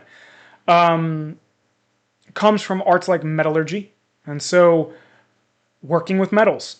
Consider the process of taking a piece of ore out of the earth and then applying heat to that ore in order to refine it and to purify the metal, and then taking that metal and melting it down even more to then begin to give it a shape, and then hammering away at it and quenching it and putting it through various cycles of work over and over and over, and moving it through various phases over and over and over again to eventually take what was once that piece of ore that one extracted from the earth to turn it into a sword or some other beautiful piece of steel, of metalwork. That is an alchemical process. And that is closer to understanding how that works. Also, another one would be working with leather and clothing and dyes and tanning and things of that nature. And taking a hide, for example, from an animal that you butchered and cleaning the hide, putting it through some kind of a tanning process. There's different ways to do that. In some cultures, you might literally take the brains of that animal and rub it into and scrub it into the hide and then put it out in the sun. And over a period of time, it's a very in-depth process, and there's multiple ways to do it.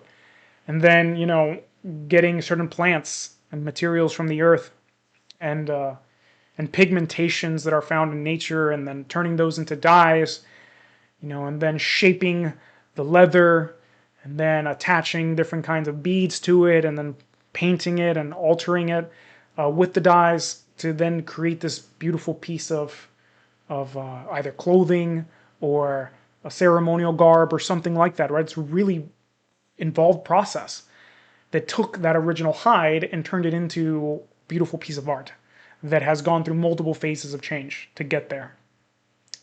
It's not a surface level transformation. It's a transmutation.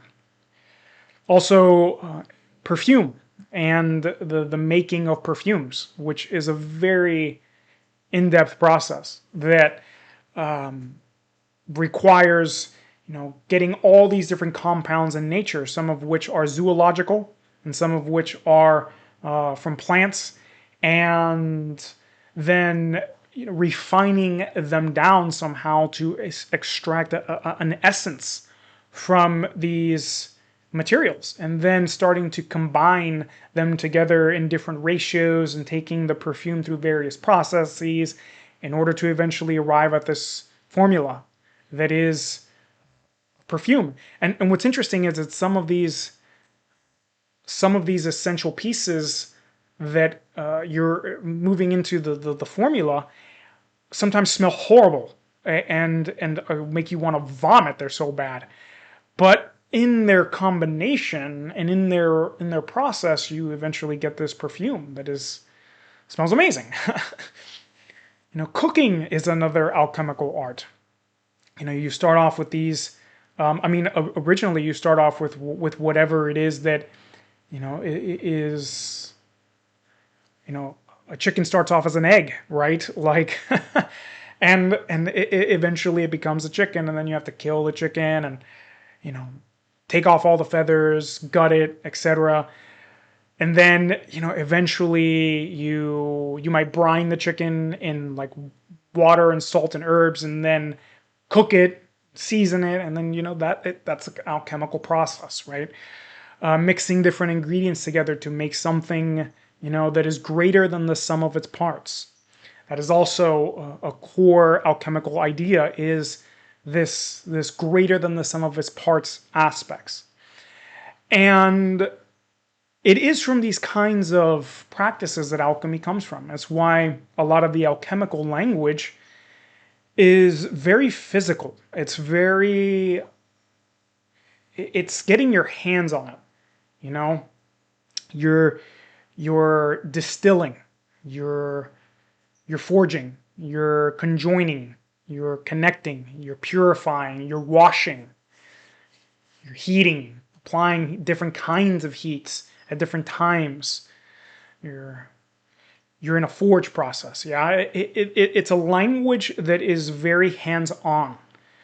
And this is how we approach the alchemical process. It's a very hands-on, very lived experience kind of an approach to how someone refines something to its core essence and to its highest expression at the same time. Yeah, to its fullest expression. So with that's what we're doing when it comes to transmuting fate into destiny. Is we're taking these givens, these things that are there, these base materials. And so in alchemy, it's called the prima materia, the prime material. Prime meaning first, original. So you're taking that original material, which could be thought of as that ore that one pulled from the earth, or that piece of lead, and you are applying an alchemical operation to it, or a set of alchemical operations to it through various phases of work in order to extract from it its essence, or for that matter, to simply refine it to its essence. There's different ways to approach the process. Now, this happens in nature all of the time. A very simple example of an alchemical process is eating. So when we eat food, we're taking something and we're breaking it down into bits. That's the initial transformation. But our saliva starts to mix with it, and the enzymes in our saliva start to transmute it. And then it goes into our belly, and the acids in our stomach start to cook it and change it into something else entirely. Then it moves into our small intestine, and then it moves from an acidic environment into an alkaline environment. And in that alkaline environment, enzymes further start to transmute it and change it. These enzymes are miraculous substances which change one thing into another thing. They transmute phenomenon. And then the food eventually gets, changed to such a degree that it can be absorbed into the body. Some of it, what's required. And then eventually you defecate the rest out, right? So that is an alchemical process occurring at the level of nature. Another interesting one is a tadpole becoming a frog. So the tadpole is born, and then within that it's seeded in the sense of it's destined to become a frog. The frog nature is held inside the tadpole, but it needs to go through a process. It needs to be fed too. And it needs a certain kind of nourishment over time. And then it makes various leaps and jumps, these quantum leaps, so to speak, these transmutations. And then eventually becomes a frog. That's another example. And you could find these kinds of examples in the way nature works as a whole, right? At almost any layer. The rain cycle is itself an alchemical process. Yeah. And so nature is alchemical. And this is why in alchemical circles you have this axiom of follow nature, right? Nature leads the way. Because the original alchemists were working with materia, the material world, in a way that was not like material science today. They didn't know as much, quote unquote, about matter. What they knew was that matter was actually somewhat mysterious. And also there were animist traditions involved, and animism being that all of matter is alive. So from these traditions, you encounter these ideas that there was this living material that was mysterious, that had a divine origin, so to speak, and that was being put through a living process with human hands to change into something, to change it into its highest expression, or to reveal its highest expression, or its most refined state. Whatever. They're all different ways with slightly different vantage points to talk about the same kind of overall process. So in this way, that's how we unlock destiny. We are taking the alchemical process and taking fate, that is the preceded layers that we have acquired. So this is the earthling, for the earthling, yeah? Taking these preceded layers that we have acquired, bringing the soul forces into place, working with various practices and methods to apply operations to the prima materia that is the fate. The prima materia, again, being the first material. So this is how we do this. This is the overall expression. And we'll talk about how to apply this in this context of transmuting fate into destiny towards the end of the course, where we get into the very practical layers of the practices to apply. But for now, that's the kind of orientation to have. Okay, so now that we have the firmer understanding of what alchemy is in this context at a basic level, and we understand the difference between transformation and transmutation, and we've done all that other foundation laying on fate and destiny and inheritance and how we move from root to fruit and all of that, I want to have another tie together point, which is, if you notice how I've been working with this course, is laying foundations and then having these portions that tie things together and solidify them into a unified whole, which is an alchemical process. So in this way, I want to help us anchor into this notion of incarnate life being an alchemical process. So what that means is that it is an alchemical process on multiple layers. So, the earthling itself goes through various kinds of alchemical changes throughout life. And in the process of applying these different skills that we will be covering later, you will have to go through the death and rebirth process of alchemy many times throughout your life if you're really working with this material honestly. But the prima materia, that is the point of the process, is the soul. So the soul chooses the circumstances, so to speak, in order to work upon itself, to transmute itself through a particular lifetime. And this can be discovered in many different traditions. The ones that say that the way you act in life determines what happens to your soul when you die. That is an almost universally accepted idea in ancient cultures.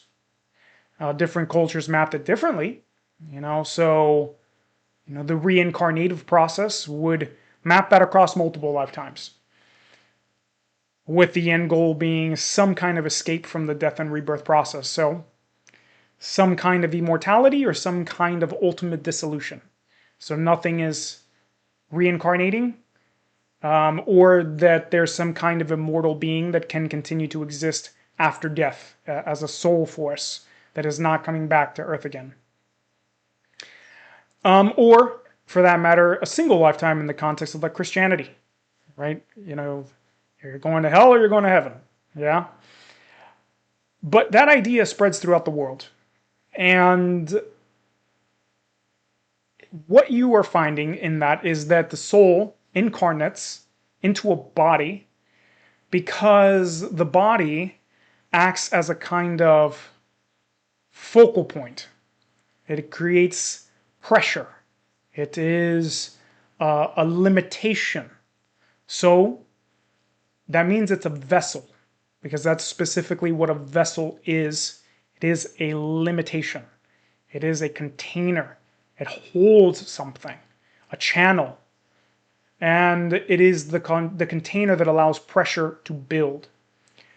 So the soul incarnates in order to go through an alchemical process. And the soul is trying to refine itself, to reach some kind of a state.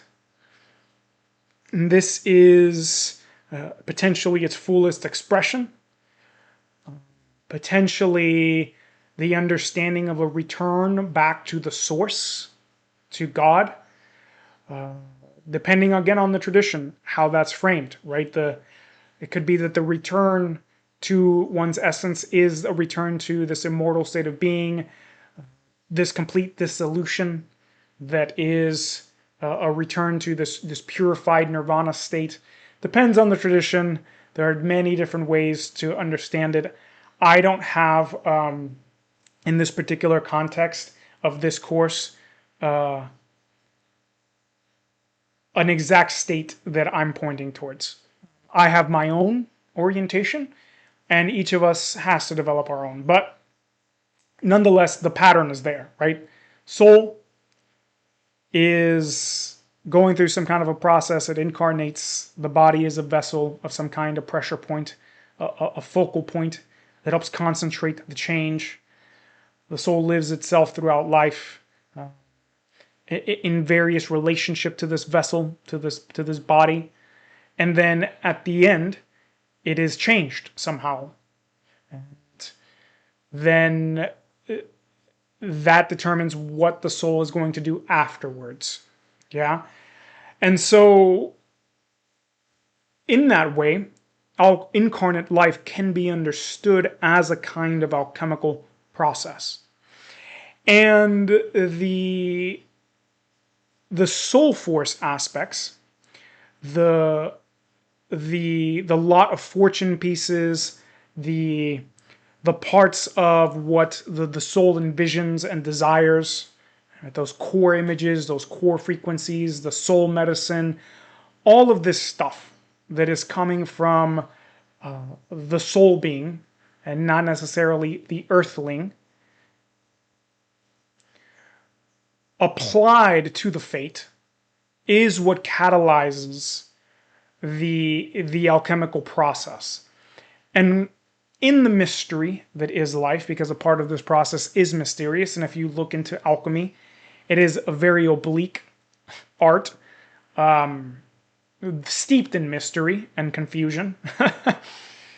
In that mystery, the process itself of the soul working upon fate and expressing its current energetic orientation, right? Those things that we've been talking about, to incarnate life, changes the soul. It's almost like a forging process. The action itself is a kind of forging process. It can be understood that way. It could also be mapped in other ways for the soul. And simultaneously, in that process where the soul is acting, in a sense, for itself, it also then acts for the whole. And this is how we tied it back to the lots coming from the roots of the tree of life, but also how your innate gifts, your innate talents, and the things that you want to contribute, the fruit that is born from your expression feeds the whole. Yeah, so it's a lot like a cell inside of a body, where the cell is working for its own survival as a single organism, which a cell is, but then also in its own way contributes to the working of the whole body. And so this whole idea of self and others, of the individual and the collective, of the inner and the outer, of the earthling and the soul being, are not so separate. They are this unified whole, different vectors, nodes, with different processes and phases occurring. So in that too, you're seeing various phases of life occurring. Right? So your phases of from child to teenager and to adult to middle age to elder. Each of those is a phase that the soul is working with as well. And so is the body, right? The body is moving through phases, but what the soul even wants at different phases of life tends to change. And so this is one of those ideas that also you find in Chinese, like in the Chinese traditions of the I Ching, for example, where it's understood that the body becomes weaker as you get older, and that's an accepted thing. It doesn't matter how well you take care of yourself, the body always gets weaker when you get older. But the spirit can continue to grow in strength, what they call virtue. Virtue can continue to grow literally until you die. There's no end point to it. It is the one thing that can continue to grow and get stronger with time, is the soul, the sense of the spirit, the virtue, right? These non-physical layers. And it all has to do with how the alchemical process is going, how the materia is doing. And this is the meta arc of the alchemical process, because working as an alchemist means that you can apply the alchemy in a variety of different ways. If you're doing physical practice, you can work with the body as a prima materia, right? But for the sake of transmuting fate into destiny, that's what we're talking about. Now, there is a philosophical fork in the road, so to speak, that you encounter in the old alchemical traditions. And they have to do with the point of alchemy. So in some of these traditions, as we've been discussing, you have this very codified process of turning lead into gold, yeah? Now, whether or not, again, people were actually able to do that is up for debate. I suspect they probably did at some point. Some of them were able to figure out how to transmute something, a base metal, into gold, some form or another. Probably. I wouldn't get into a debate about that with somebody because I personally don't care. But the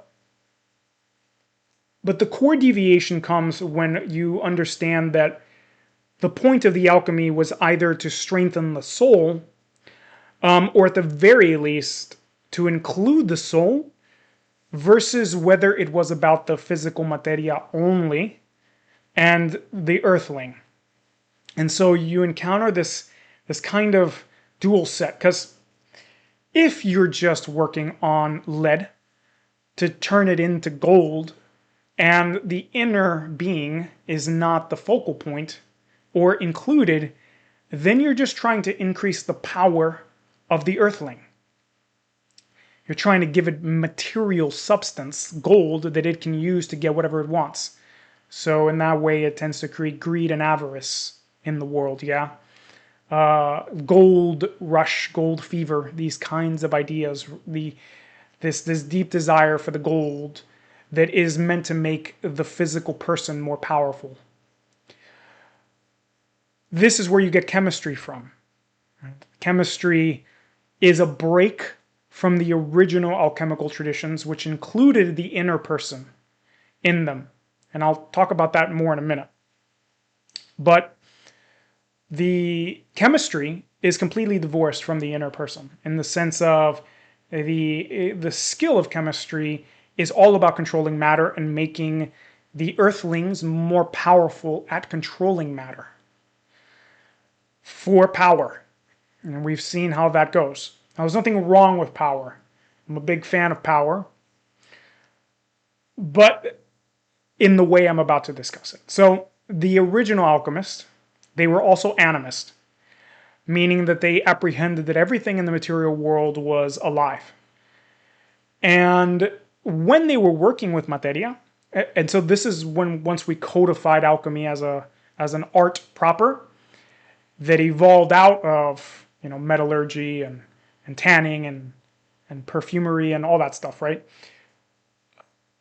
The alchemists would enter into deep sympathetic resonance with the materia. So when they were sitting in their laboratory and working on a material, on the prima materia, the inner being of the person would begin to deeply resonate with the materia. So when they were heating the materia, they themselves were being heated. When they were washing it in acids, they themselves were being washed in acids. When the material was cooled and washed, they were being cooled and washed. When it was being hammered and forged, they were being hammered and forged. And it's a difficult process, and that's what alchemy feels like at times, right? It's like you are awash in acids, You're being heated, right? You're being released, maybe. Finally, I can relax. You're being hammered. You're being dissolved. You're being refined. You're being shaped. All of these things, right, is something that we go through as alchemists. And when that happened, the goal was to, refine the material, but also to refine the person, to refine the soul on the inside, and the earthling, all of it together, right? It was the soul, it was the earthling, it was the materia that was all being worked on and moved through this alchemical process simultaneously. So that in that way, virtue would grow, the personality would be refined, right? In that sense of it would have to go through quite a process and come out on the other side transmuted as well. And then you also had the gold in the physical world. So that points towards a multi-dimensional form of change, and it allows power to be contextualized. Because a person who went through that refinement process was now different and had access to resources and power in the physical world that would also be anchored in the soul and checked and balanced by the soul.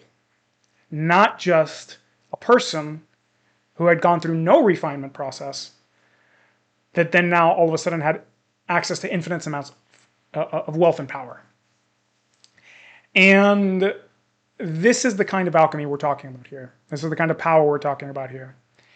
Is that we are moving through life as an incarnate process that is meant to grow our virtue as a soul, that is meant to also work on the personality in order to put it through various kinds of purification processes and dehabituations and de-armorings and deep refinements of the personality, but then also being able to grow power in the world simultaneously to create something of value for the world, the gold, and then to be able to balance the needs of the self and the needs of the other, and to have your gold for yourself, like having a good life, but also then giving generously of your gifts to the world.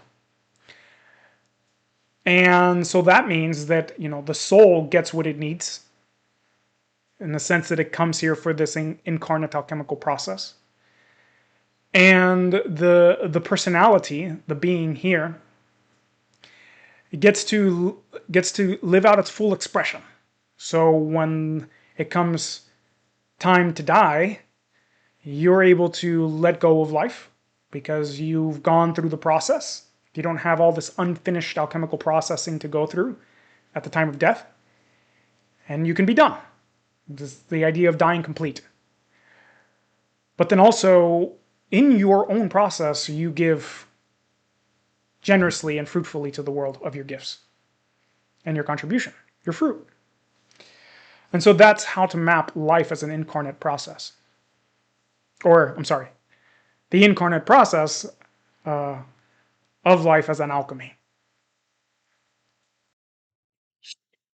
Okay, so now that we have mapped the overall meta arc of alchemy, and we have also then framed the incarnate experience itself of life as an alchemical process, this leads us to the doorstep of the golden path and the golden thread. And now both of these ideas are mutually exclusive in the sense that they arise together. For to walk the golden path is to then be weaving our golden thread into the tapestry of life, into the great weaving that is occurring that we are a part of.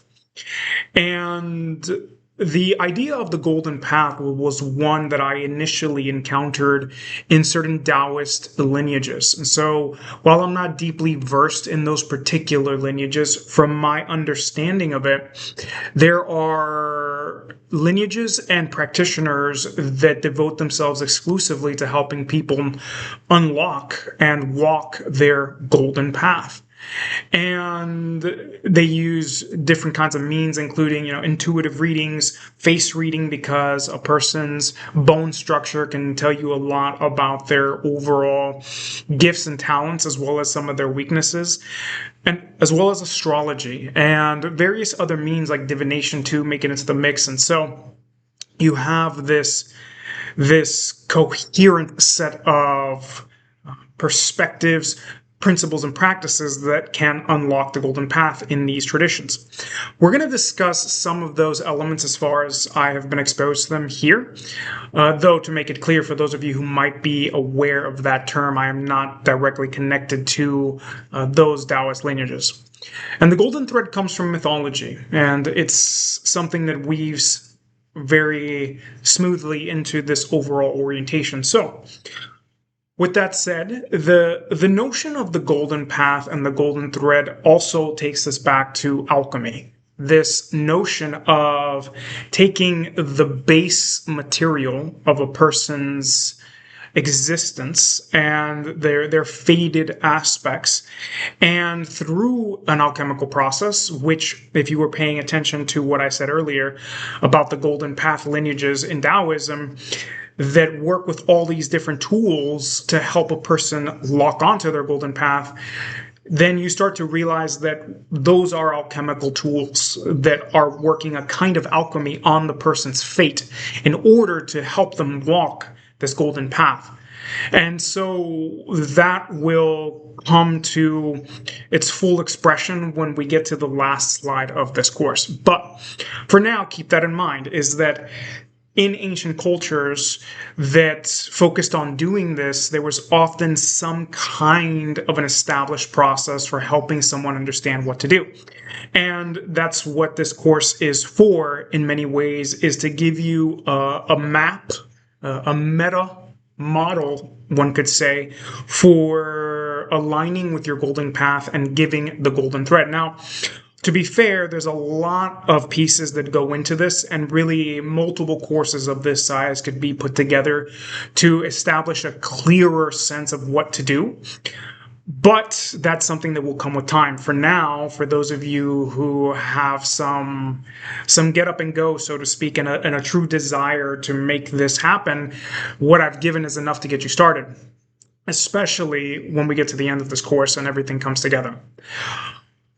But let's start off with the idea of inhabiting a personal mythology. And this gets us started because this lays the deeper groundwork for golden path, golden thread work. So the notion of a personal mythology is one that is really relevant in today's world and was probably a little less relevant in ancient times. Now, this is important to understand because myth in this way helps anchor our deeper imagination into a narrative arc that will allow us to make meaning of what we encounter, even if that is that there is actually no meaning to what we encounter, which will likely fit into a particular kind of cosmology. So, for example, an atheist will have that kind of cosmology often. They're telling a story, and that story will create a kind of enchantment in their perspective that shifts their overall orientation in life. Everything is likely some kind of mechanical accident, and there's no meaning to anything. On the other hand, in the ancient world, as far as I can encounter, no culture that I've seen has had that perspective. The deeper perspective found in all those cultures is that a person comes here and is asked to go through a set of experiences or trials or initiations to awaken to something that is held within them at a soul level. A kind of story that is seated in the soul and that we are asked to bring into the world to conjoin with the larger story. Again, this is about us getting our lot in life, like the piece of life, the share of life that is ours, and the story seated in us that makes that possible. And the way that we start to encounter that story is by understanding that we are inhabiting a personal mythology. Meaning that you're telling a story, one, at multiple levels. There's the deeper story held within the soul, and then there's probably the story that's being crafted by the ego. Yeah, it's the story of the earthling, so to speak, like what has happened to you in your life, like how your parents treated you, what you grew up having versus not having, whether you were popular or unpopular, whether you're good looking or not good looking, right? And all of this is the narrative that you create, in a sense, whether that's conscious or unconscious, about what your identity on earth is. And if you understand mythology, you understand that that is mythological already, that it likely has very mythological undertones and arcs to them. And people are these silent heroes in their own lives, or the person who's, suffering by being chained to the boulder and having their liver eaten every day by the eagle, like the story of Prometheus, or the one who's really clever and does this, or the one that's the outcast and isn't loved, or the one that was abandoned, the orphan, like. All of these layers play a role in how we're crafting our personal mythology to some degree. And so this personal mythology that's already being crafted is a part of the prima materia, so to speak, that we are going to begin to apply alchemical work to. And what we want to begin to do is, for one, notice what kind of story we believe that we are in. So I want to show you really quickly a quote from Carl Jung to illuminate that. I did not know I was living a myth or what sort of myth was ordering my life without my knowledge. I simply had to know what unconscious or pre-conscious myth was forming me. From what rhizome or root did I spring? I took it upon myself to get to know my myth and regarded this as the task of task. Now, this is pointing towards this layer of what I'm discussing. Right? The basic question to begin asking yourself is, what kind of story am I living in? And I'll tie that back in a little bit in the next slide to some very practical questions you can ask yourself. But for now, that's a starting point. Now, I want you to understand that this personal myth has multiple origins, stories to it in a way, right? There's the myth layer that's coming from the soul, and this is the deeper arcing mythology that's showing up at the level of a person's life, like the things that you have been continuously asked to face and do and cultivate. The things that have been the deeply shaping orientations of a person's life, and also what's trying to come from deep within. There's this congruity, again, that we've talked about between the external and the internal. So there's that myth. And then there's the myth that, again, is created by the earthling.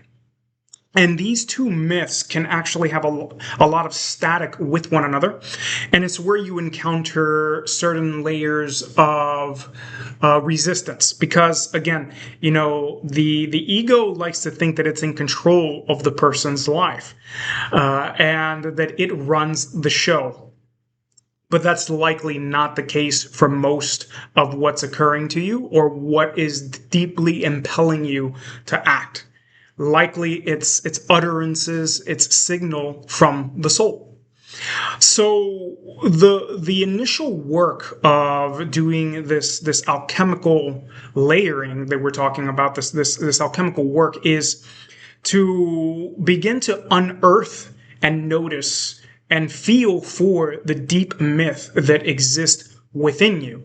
And we've already been pointing towards that. We've been pointing towards these core images that come with the soul, that divine name that has been etched into the lot of your life. I'm talking about the things that you love, the visions that you have, the deep inspirations that occur inside of you, the dream held within you.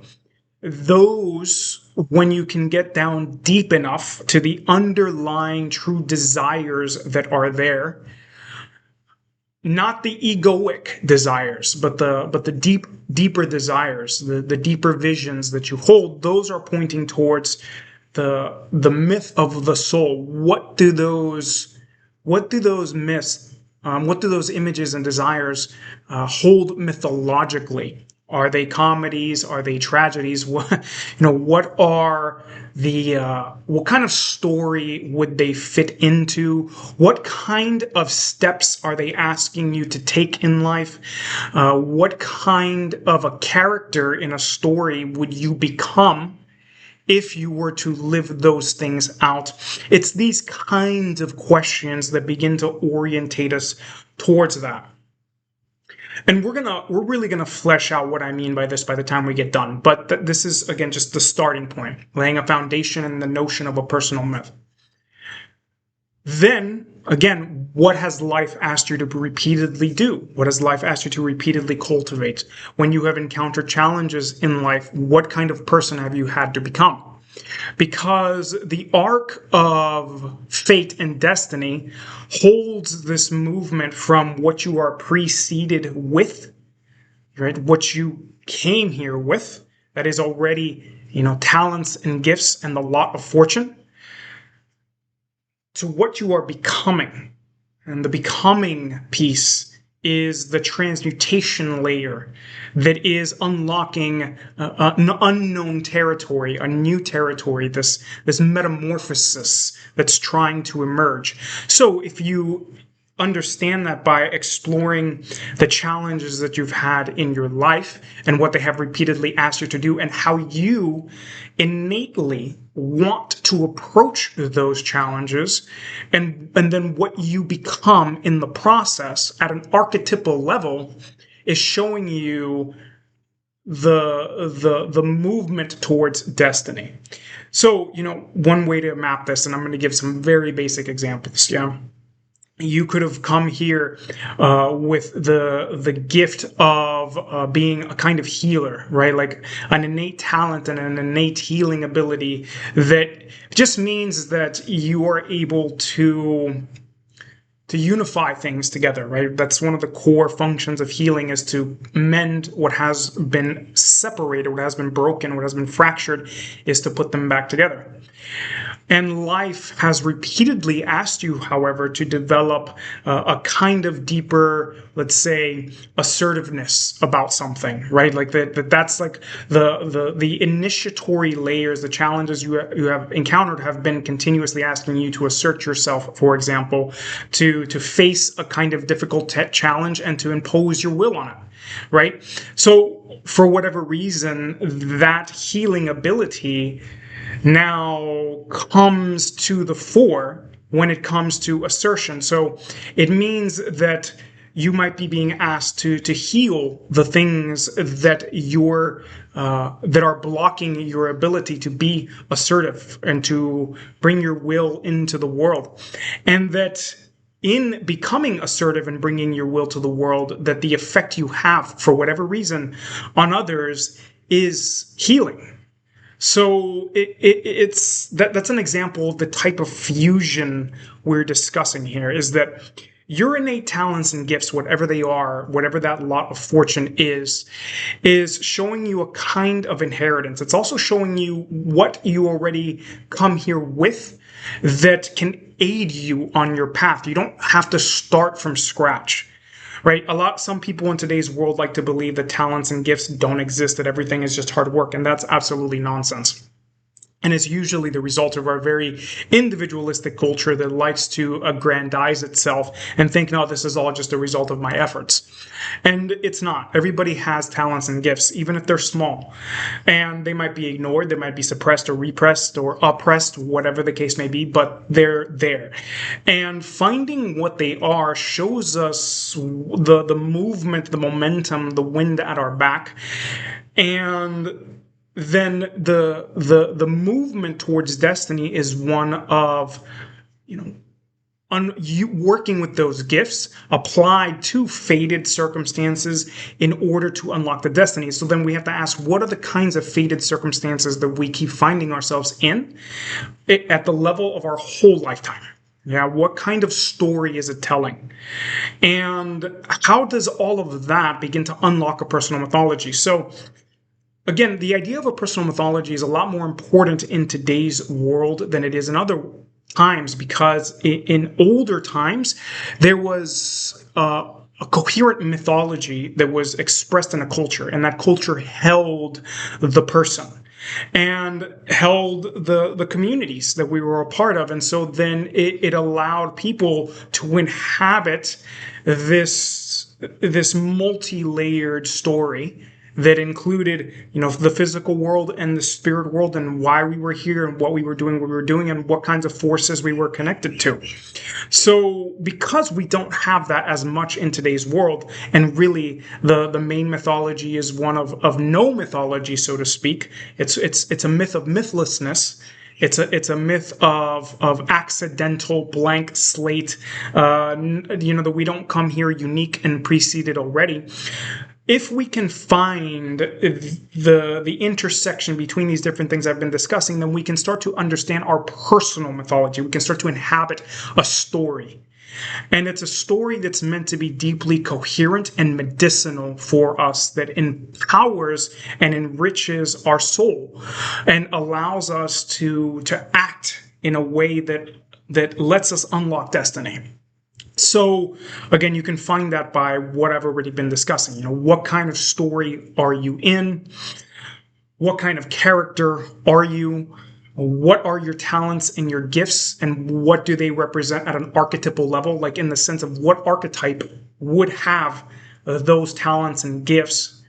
And what challenges, which would be thought of as initiations in a way, what major initiations have you been asked to do by life, and what have they led you to cultivate and do?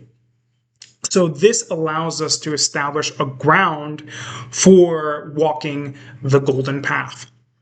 So all of this also connects to the idea of sacred wounds. Now, the sacred wounds are the deeply shaping wounds that have created irrevocable changes in us. So there's a difference, for example, between getting cut and having your back broken, right? Like those are two completely different phenomenon. A person could get cut, could get bruised, could get a knock on the head, all that stuff. And for the most part, you can just, slough it off. It's not a major shaping wound, right? It's not a central crack in the system.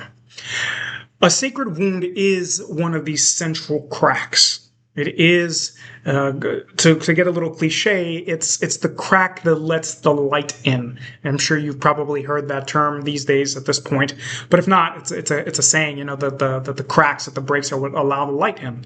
And in some sense, that's what this is pointing towards. It's the major wounds that you have experienced that have shaped you in a way that is irrevocable. So even if you were to heal them completely, the healing of that wound would have completely altered the arc of your life. That's, again, very different than a cut. I get a cut on my arm and I can put on a bandage and, it's fine. I break my back and now suddenly I am going through a deep initiatory process to heal this. And I know this because I had two vertebrae in my lower back fractured by a wave out here in Hawaii that caught me and lifted me up like 8 feet in the air and slammed me onto my tailbone. And it was it's probably the most pain I've ever felt in my life, but it was an initiatory process and has changed the way that I move and the way that I understand my body from that point forward. And it was intense, but that's a very physical example. There are also these deep psychic wounds that we have. It could have been something related to childhood, that happened. It could be some event in life where you lost a partner or, lost a parent, whatever the case may be. It could be at the level of society and culture. A lot of sacred wounds for me, I guess a few, right, of the big wounds in my experience are very cultural and societal, and they happen at the level of civilization, which is why I do the work I do, which is civilizational repair work, is because of the fracturing that I experience personally that is mirrored in civilization as a whole, this fracturing from ancestral inheritance and our innate humanity.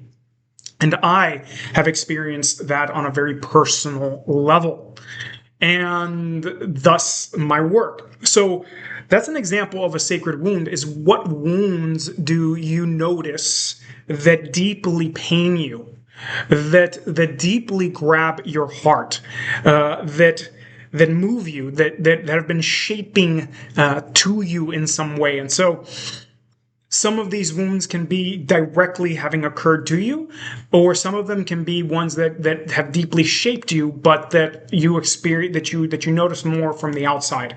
Again, inside, outside, all these things are always moving together in this kind of work. So, finding the sacred wounds helps us understand what kind of service we are here to do and where some of our gifts and talents are most appropriate to be worked with. Not necessarily 100% of the time. This is an example or a layer, to be more accurate, of this kind of work. So paying attention to our sacred wounds helps us understand, again, what kind of service we're here to do, and how the light of creation from the center of the universe, in a sense, is being refracted through us, in a sense of what shape, how is the light being shaped by moving through us? Yeah, because again, we are a channel that is allowing cosmic forces, whether they're archetypal forces or whatnot, to move through us. So a part of how that is shaped is by the wounds. And wounds and gifts tend to live side by side. To quote Michael Meade, This is the example of needing to deal with certain wounds in order to fully inhabit certain gifts. And often when you truly find a gift and you want to express it fully into the world, there's often wounds that have to be dealt with in order to be able to do that, right? Whether it's healing some kind of trauma, releasing some layer of culture and societies, so culture and society telling you can't do it, or whatever the case may be. But wounds are a central part of the story. Now, I want to point you towards this a more simple idea of finding this idea of what you love to do and what function do you innately perform. So what you love to do is something that can get a little bit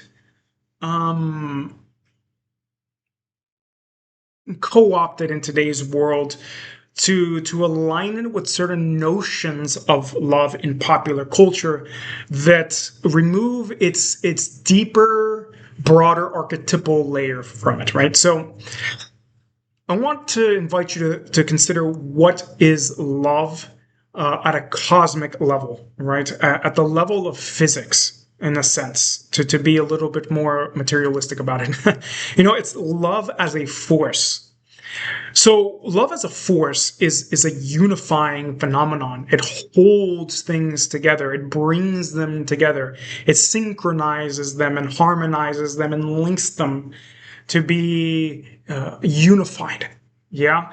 And so in that way, it's more about what are you deeply attracted to and what is deeply attracted to you.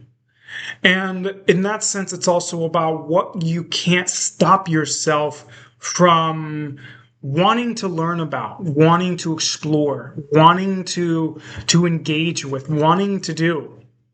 Sometimes it's not about the particular form that something takes, but it's about the overall orientation that something takes. So one of my great loves is cultivation. And by that, I mean, practice. And, that shows up in physical practice, in magical practice, in internal alchemy practice, in learning and reading and sexual practice. It's this ongoing thing. It's a major theme in my life is cultivation. And that is one of my loves. Yeah. And love in this way also, is what is it that you want to work to nourish and sustain? What do you want to work to keep alive? And this is a different way to orientate towards love, right? And that's the kind of love I'm talking about. It's not necessarily love as in, this is fun to do, though that's certainly a part of it. Nothing wrong with the fun part of it, but I'm trying to point towards deeper love, right? And sometimes love and passion get mixed together. They get merged, kind of like transformation and transmutation. And while passion is also great, it's not the same thing as love. And that's what I'm going to ask you to explore is love. Love from this layer, from this cosmic layer, and what is it that you are attracted to and is attracted to you at a like this deep soul level that also just keeps showing up in your life. It's just there.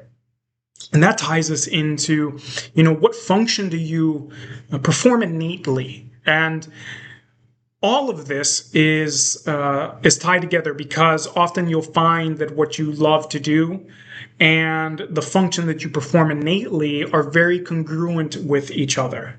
So I want to point you towards, this idea of function. And by function, I'm really not talking about like the mechanical, let me optimize myself type of language. I mean, again, let's go back to the archetype of the healer, and it's one that I know really well because it's one of my core energies. So when a healer encounters some kind of challenge in life, there's a healing. They approach it through healing. They approach it through healing themselves, potentially healing the situation, healing the people, but more so also that they have a healing effect within reality. So understand that you are a part of the cosmos. Everything about you, every thought, every emotion, every action you take is as much layered into the cosmos as anything else, as the computer that you're currently on, right? There's no separation. That's an illusion of modern culture. It's all one unified whole. You exist as a drop of water in the ocean of the universe, right? Everything about you does. So that means that when you take an action, you create ripples in the water, and in this case, what is the effect of the ripples that you create upon that which is around you? And that is the kind of function I'm talking about. It's what do you do innately already? What is emerging? And this can show up also in a much more straightforward way, is what is it that you want to do innately on a consistent basis? The kind of thing that no one has to tell you to do, no one has to ask you to do it. You don't have to be coerced into it. It's just what already happens. So for me, a big part of that is teaching, for example, this kind of phenomenon. Now, I haven't always enjoyed the challenge of turning it into a viable business structure that can sustain a livelihood. It's been a really intense set of personal challenges. But innately, this is just what I do. Everyone who encounters me encounters this person. And I can't undo it, right? It's like, it doesn't matter if I'm at a party, if I'm hanging out with people. As soon as I start to bring my deeper self online, whatever that is, or whatever context that is, this person that you're noticing starts to emerge. I just do that. And I have the same kind of effect on most people.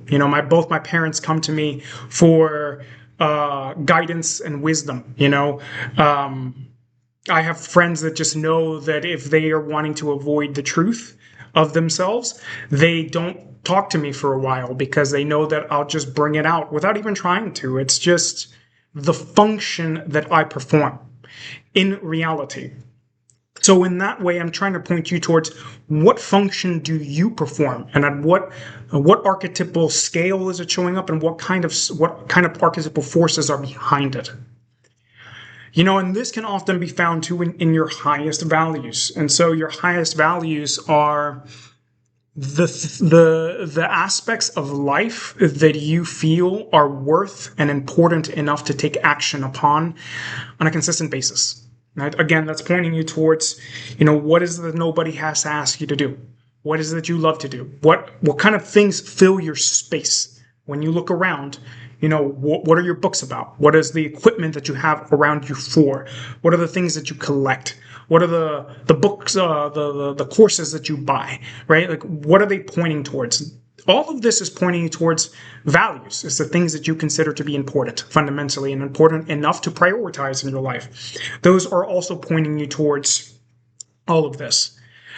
And so now when we take all of this together, the notion of inhabiting a personal mythology, like, what is that story that you're weaving, and finding the congruency between, the deeper story that's unfolding and the story of the ego, and doing your best to alchemize the story of the ego in order to allow it to synchronize more deeply with the story of the soul, so that the ego can kind of get out of the way and recognize that it is not in charge. What are your talents and gifts, in the sense of what is your lot of fortune? What do these gifts want to do? How do they want to express? What are your sacred wounds? What is it that you love to do? That deep attraction, cosmic level force. What function did you innately perform? What are your highest values? So once you do all of that understanding work, and you begin to cohere a path through life that is in alignment with where all of these things come into alignment with one another, then that is the golden path. If I were to give you a cheat sheet, it would probably be, what is it that you love to do? right? The quote unquote cheat code, the secret unlock, we could say, for all of this is, what is it that you deeply are attracted to, and what is attracted to you, and what can't you stop yourself from consistently doing and exploring and working in and engaging with. But realistically, the deeper alchemy begins to occur when we are able to take all of this together and begin to let it direct our path through life. And that would be the golden path, as I said. And so now when we're walking the golden path and all of these things are aligned, we start to spool out of us a golden thread, which is this alchemized gold, yeah, from all of these different layers, from our being, held within, our fated circumstances, our lineage, our inheritance, all of that stuff, right? The layer of probability and possibility coming together in terms of like real choices that we can make, with all of this being in alignment. And that golden thread begins to be fed into the tapestry of life, because life is a tapestry. Because life is a tapestry, and everyone is feeding their different threads into its unfolding, into its weaving. And so when we're walking the golden path, we get to make this golden thread and feed that into the whole. And this overall understanding is how we begin to concretize in a more personal way everything that we've been discussing so far. So in the previous slide, I mentioned that I would give you a few direct set of questions that you could ask yourself to help you refine, your own personal mythology, what kind of story you're living in. But I also want to frame that understanding the personal mythology piece and what kind of story you're living in the context of bringing archetypal soul forces to bear upon the situations that occur to us in life. So the reason to do that is because that's how you alchemize fate into destiny, is that the soul brings its inherent and innate preceded archetypes to bear upon the fate. Because when that happens, you have a stylistic outcome that is determined by the soul's action upon the world. So, again, myth. You're inhabiting a personal myth. It means that you're a character inside of a story. And characters inside of stories have archetypal layers to them.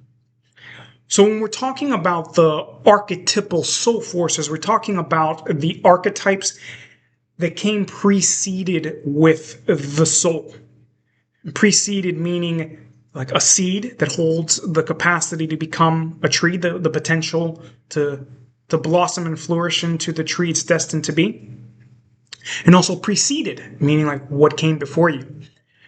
So we have these layers of the soul that's inhabiting a kind of myth, a story that is trying to unfold through you. And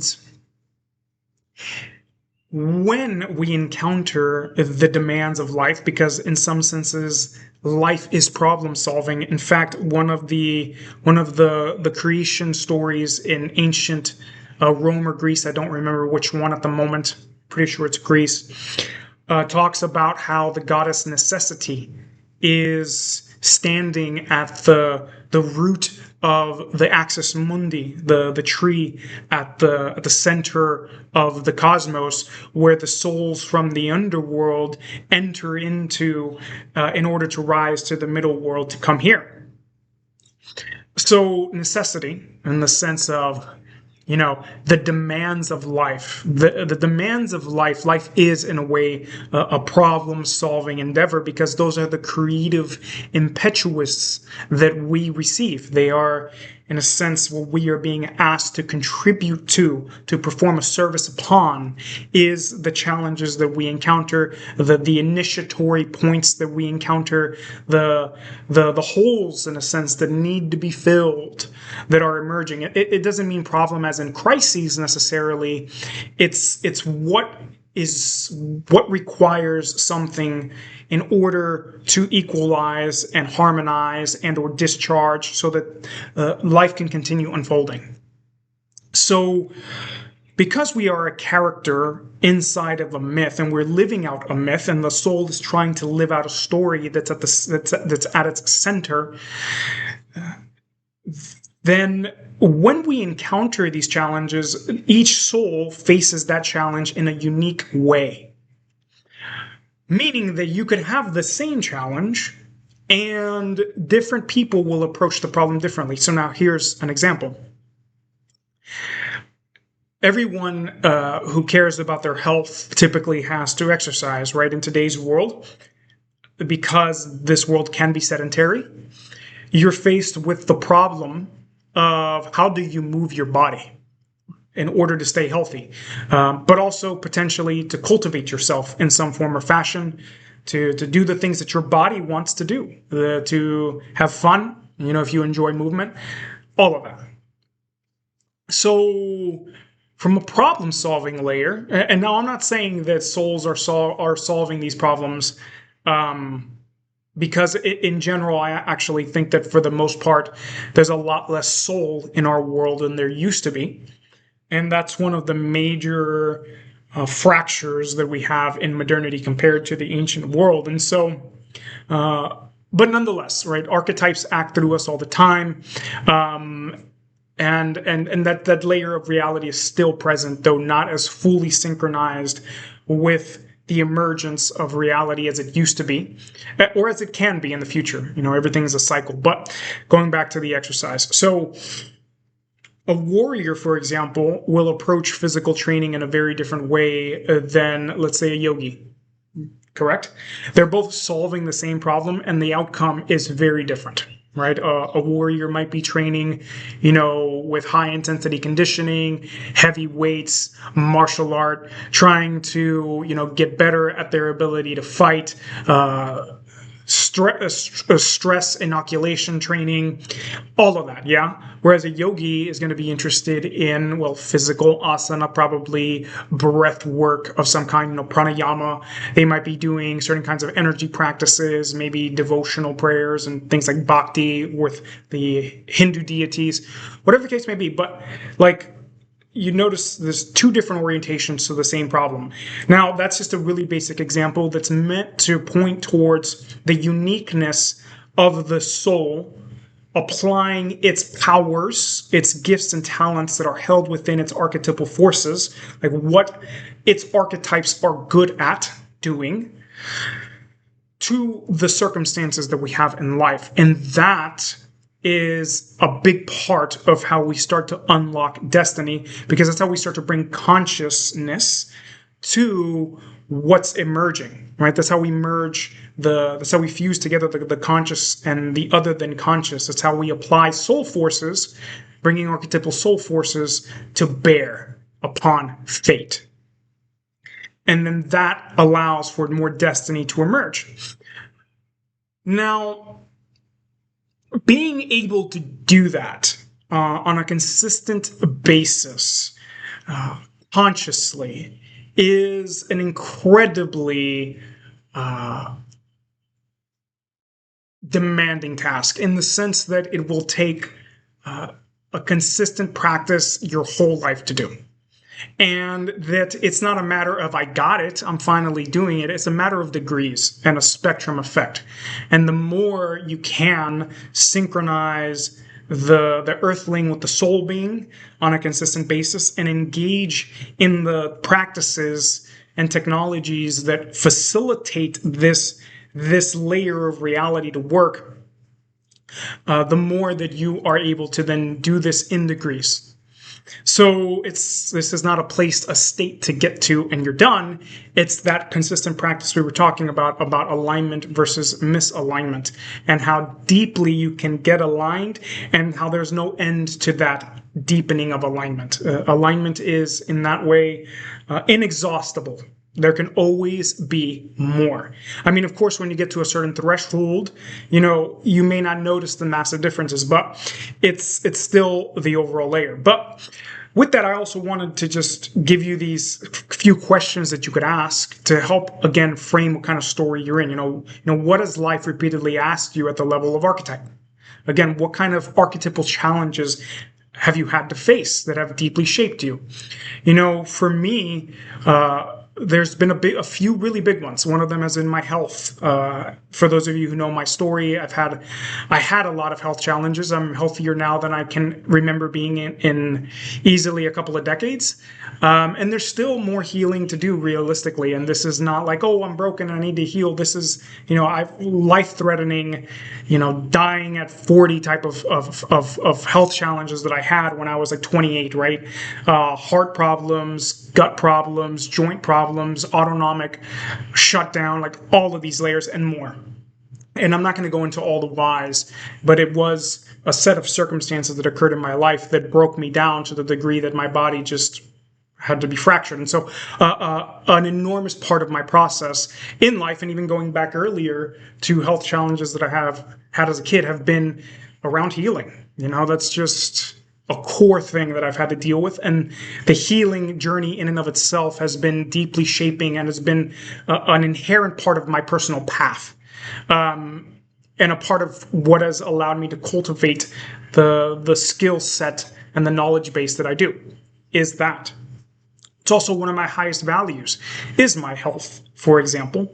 But then this extends beyond just like, whether or not my body is physically sick or broken, because for me, health also layered deeply into ancestry and how I noticed these deeper fractures occurring at the level of the human being, these breaks that were occurring at the level of society and civilization because we're not connected to our innate humanity.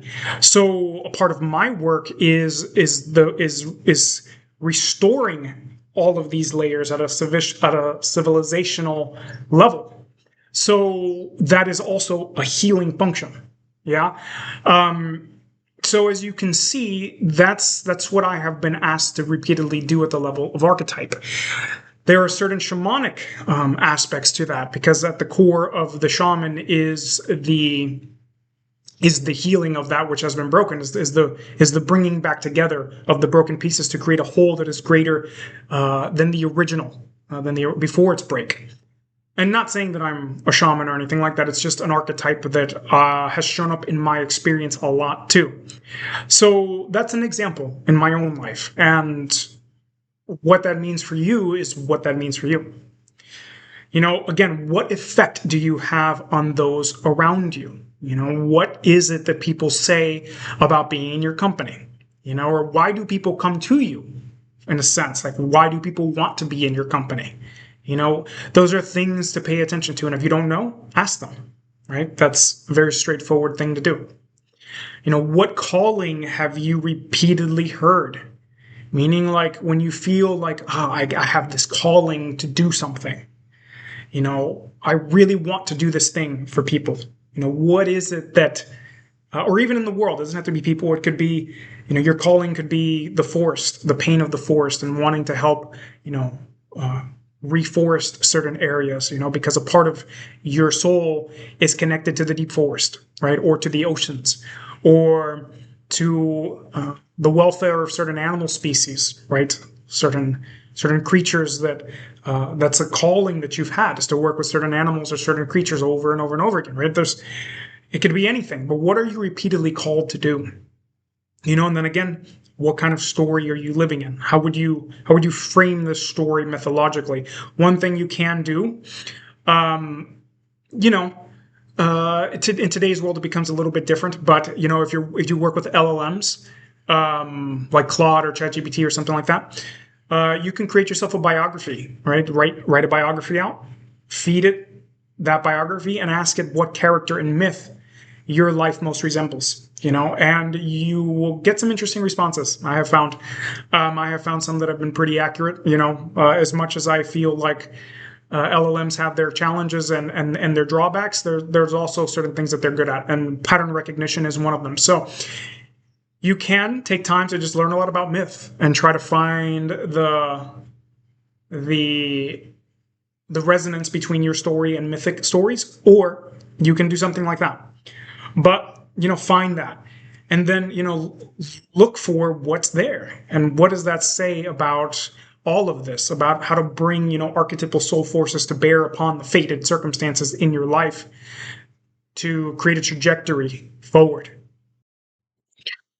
Okay, so this is going to be a pretty brief section because realistically, we could talk about this for a long time. But to keep it brief, and then we'll get to the slide that has the different practical practices that you can consistently engage in to alchemize fate into destiny, because there's the conceptual layer and the reflective layer and the self-awareness layer that we've been establishing so far, and then there's practical things to consistently do to unlock the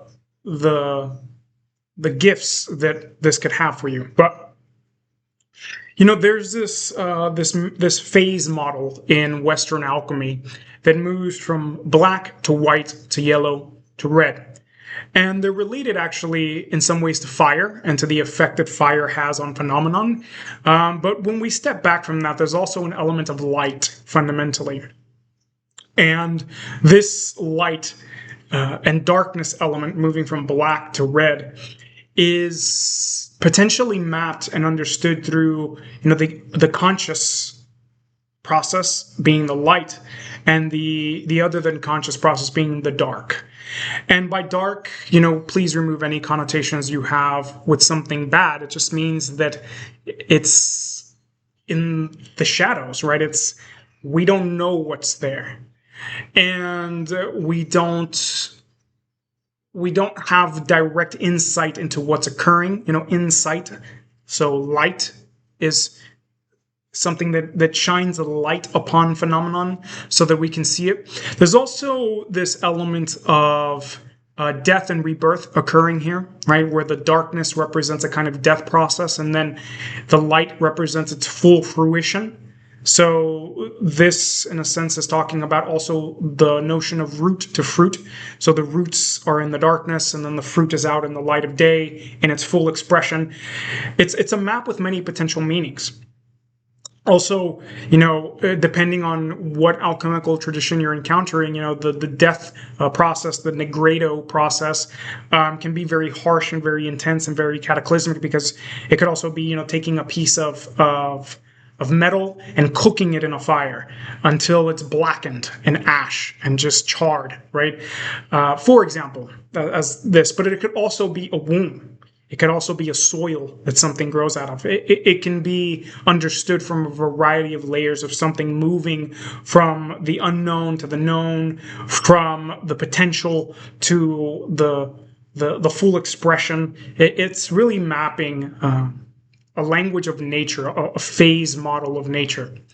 And so in the context of alchemizing fate to destiny, what we're talking about here is, starting with Nigredo, basically, which is pure inherited momentum. It's raw, deep fate territory. It's stuff that we're unaware, we're unconscious of it, and we're not participating in it. It's stuff that we all have those layers still. It doesn't matter how much work you've done. There are still these layers where we just don't have insight into what's occurring, right? We're just running on pure momentum, on pure inherited pattern. At one level, these could be, the reptilian mammalian patterns that still direct parts of our lives. Like, for example, but it could be any other layer too, right? It's just aspects that you are unaware of, and then that changes when we start to get awareness of something, right? An inkling. We start to notice a pattern. We start to say, I really I want to change this, or I want this to be different, or, maybe even a kind of, frustration, maybe where now, okay, we're going to start searching out a solution, or what is at the cause of this? Why is this happening? We start testing different possibilities. We start going to workshops, reading books, etc. Then, so that moves us from Nigredo to Albedo. And Albedo is the whitening of the work, they call it, because it's that first influx of light. And then, we go to Chitrinas, which is the yellowing of the work. Right? And so the yellowing is more of the light coming into place. So by light, this can also be solar, for example. And that's when we start to actually gain momentum around something. And that's, when we have dedicated practices, hint, hint, have dedicated practices, we start to actually get measurable internal and external shifts. We start to notice that things are actually changing. We start to get that energetic movement. We are in the mix. We are working. We are applying the fire, so to speak, to the process. And then finally, Rubedo. And Rubedo is the reddening. The reddening is, again, the full expression has emerged. You have transmutation. That is true transmutation. That is alchemical, irrevocable change. It means that you can't ever take that sword that you carved out of that piece of wood and ever turn it back to the original again. It is now forever changed. It is now a sword. And so this is where you get the merging of the conscious and the other unconscious. And so you find this example, the grand marriage, so to speak, in alchemy all of the time. It's the conjunctio, the marriage of opposites, of soul and matter, of sun and moon, of light and dark.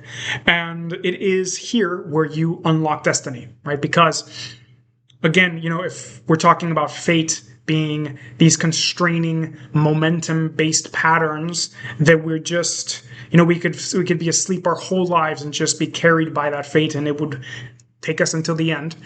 And the soul forces being like the awareness, the consciousness, the being at the center of our core experience. And we bring those together. That's when we start to unlock possibility, because possibility is something that emerges from that core creative and destructive, function of the soul, that divine force that can shape reality applied to the fate. And that's when we start to get this merging, which is the light, which is then, or which is the fruition, right? This full expression of destiny. So that's just a little bit of a modeling for you of destiny, mapped onto the four phases. These can be mapped in a variety of different ways. Okay, my friends, we now arrive at the final module that is based in practice. And I want to point out that the real gold comes from this kind of consistent alchemical work laid out in the practices. The cosmological layer we have discussed is absolutely essential to getting the most out of these practices, but on its own, it is not enough. We need to apply if we actually want to do the alchemical work. If you recall, alchemy is a language of getting your hands into the mix. It means the doing layer of it, the engagement layer of it is absolutely central and critical.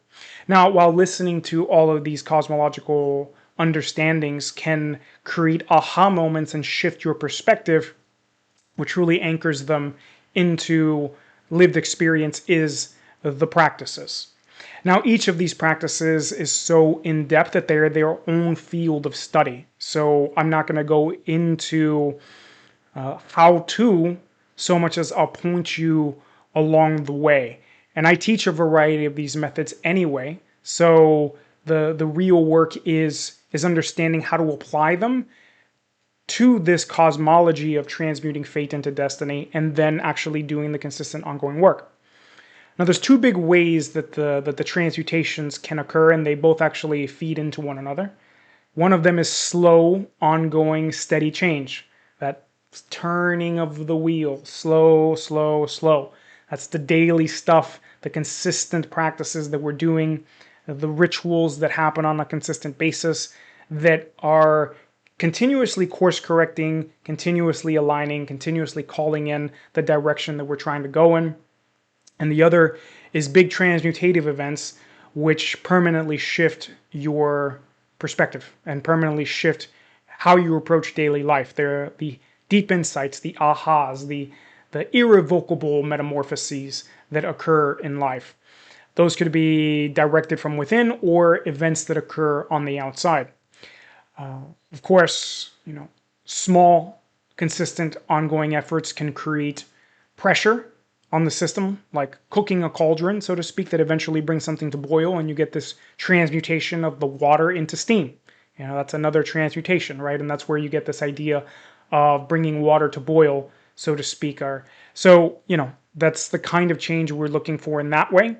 Or you get big transmutations that shift how you approach consistent, ongoing process that are irrevocable changes in which the soul gets new ground, so to speak, more ground, in the sense of the soul coming into the sphere of the earthling and being more present in our daily life and how we make choices.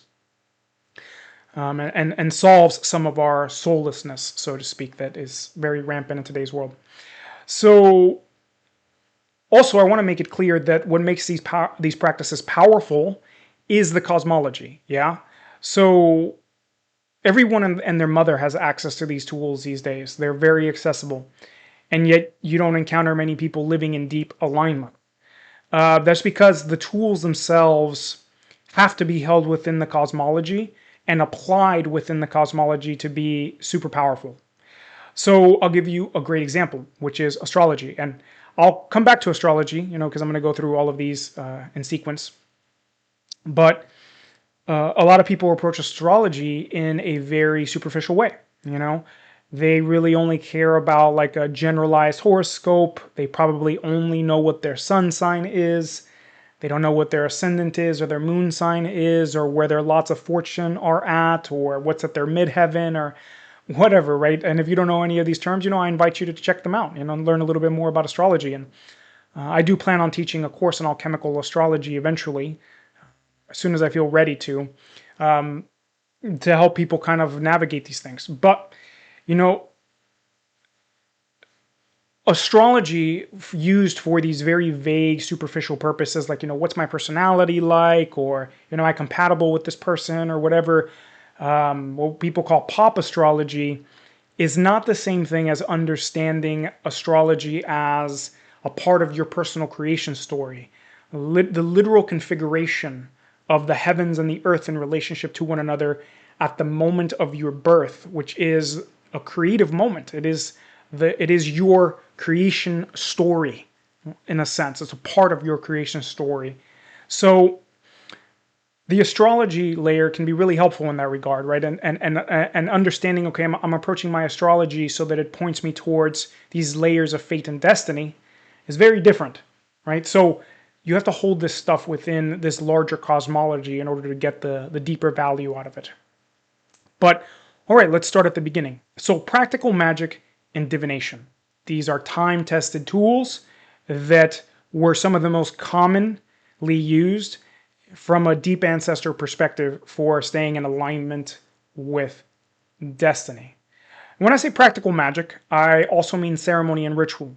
So any kind of magical process that we are engaging in, any kind of ceremonial process or ritual process that can involve, offerings or prayers or even actual spell work and spell craft are potentially tools for this. Because practical magic, depending on what you're doing, right, ritual, for example, brings in a direct connection to larger cosmological forces. So it is a container for connecting to expansive forces and for shifting states. So if we are doing, ritual and ceremony that helps us also feel more aligned or that does cohering work of connecting us to the layers that are here for us to work with, then that is useful. Magic can also be worked with in practical ways, of course, practical magic to get certain things done, right? To move certain aspects of our lives along, to help certain outcomes emerge more easily, right? So it's a tool to aid us in that way too. That's where, I need a job, do spellcraft for that. But there's, I need a job, and then there's consistent ongoing ritual and ceremony to stay aligned and coherent, right? So practical magic fits all of that. And then, of course, divination. Divination is a way, literally, to measure probability and possibility, because you're measuring what is, because most of the time with divination, you're measuring what's the most probable outcome for something, or what the probabilities are saying, right, within the realm of possibility. But also divination is a way to stay in contact with the way. It is a way to stay aligned with the path, especially if you're divining with forces that have your best interests at heart, like ancestral spirits, your own soul, allies, helping spirits, etc. The I Ching, which the spirits connected to the I Ching have an invested interest in helping humanity move along an auspicious path, right? And cosmology of destiny is built into the I Ching, which is a really cool part of it. So when we're working with divination, we're measuring all these layers, and we're trying to find the coherent path, which is about staying aligned with the way. And so practical magic and divination are primary tools for sure. Ancestral work and lineage repair. Literally, the ancestral is one of the largest fields of fate that we have. So in that way, it's also the deepest soil that we have, the ground of being, yeah, that lay the foundation for the path that we're walking, literally. So, the ancestral is in your life whether you recognize it or not. And depending on your relationship to it will determine how that frequency shows up in your life. So consistent ancestral work changes the frequency of the ancestral as it flows through you. Now consider that the ancestral is a vast field of just about everything and everyone that came before you. That means that there's a lot of potential influx from that field that can occur inside your system. The relationship you have to it is almost selective in a sense for what comes into your world from that field. So in that way, the ancestral is either the wind at your back, or it's the drag that's holding you back. And ancestral spirits often try to live through us and try to live out incomplete business through the living.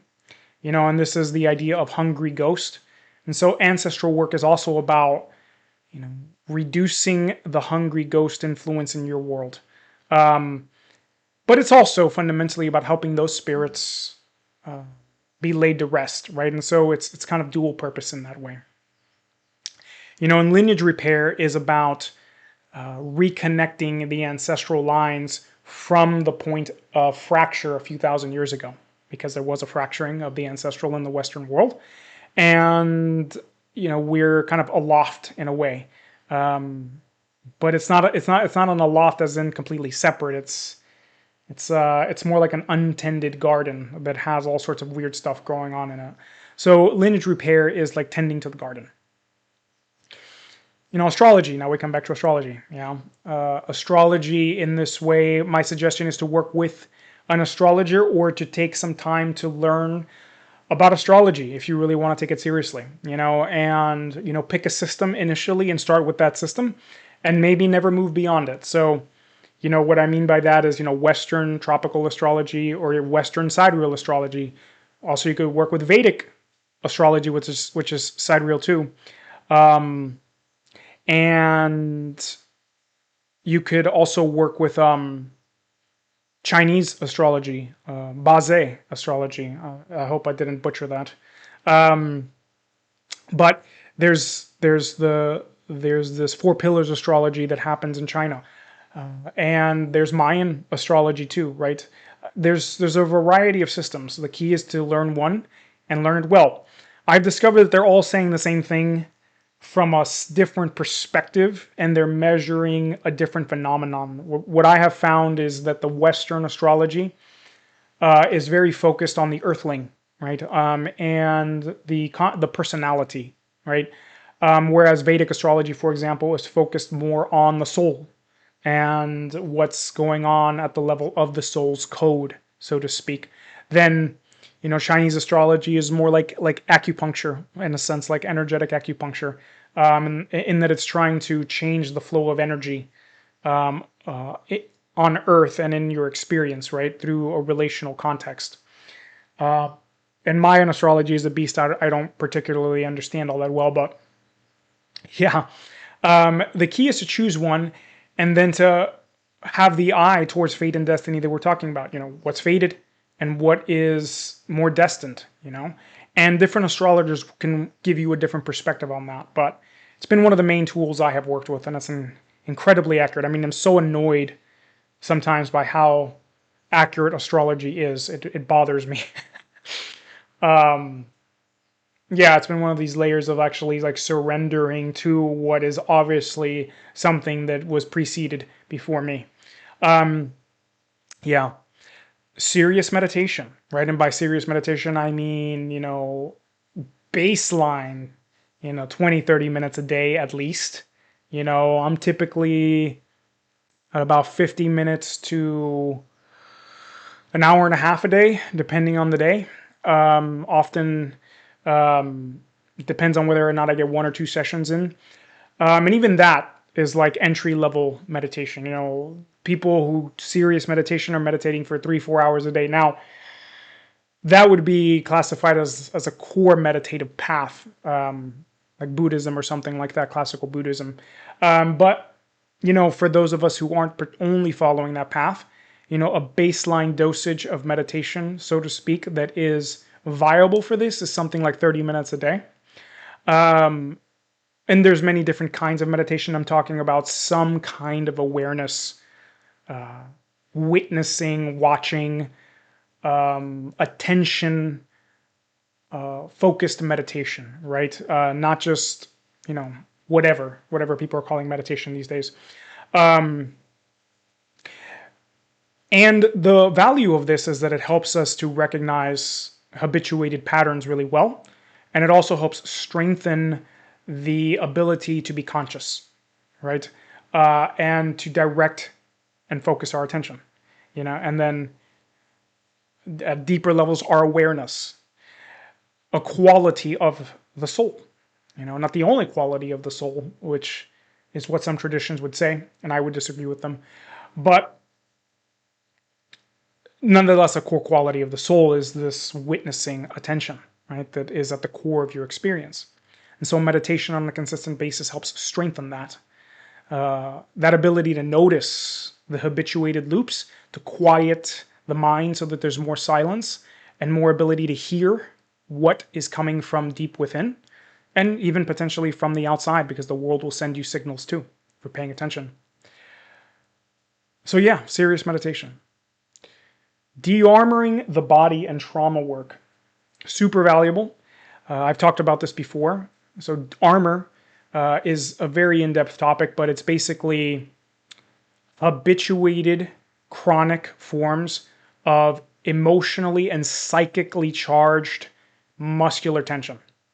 So these tensions also typically show up globally in some form or fashion, meaning that the literal shape of your body along any axis, so front, back, side, left to right, twisted, up, down in terms of proportion, so the size of your upper body versus the size of your lower body, the size of the front versus the size of the back, size of the left versus the size of the right, like all of these things, right?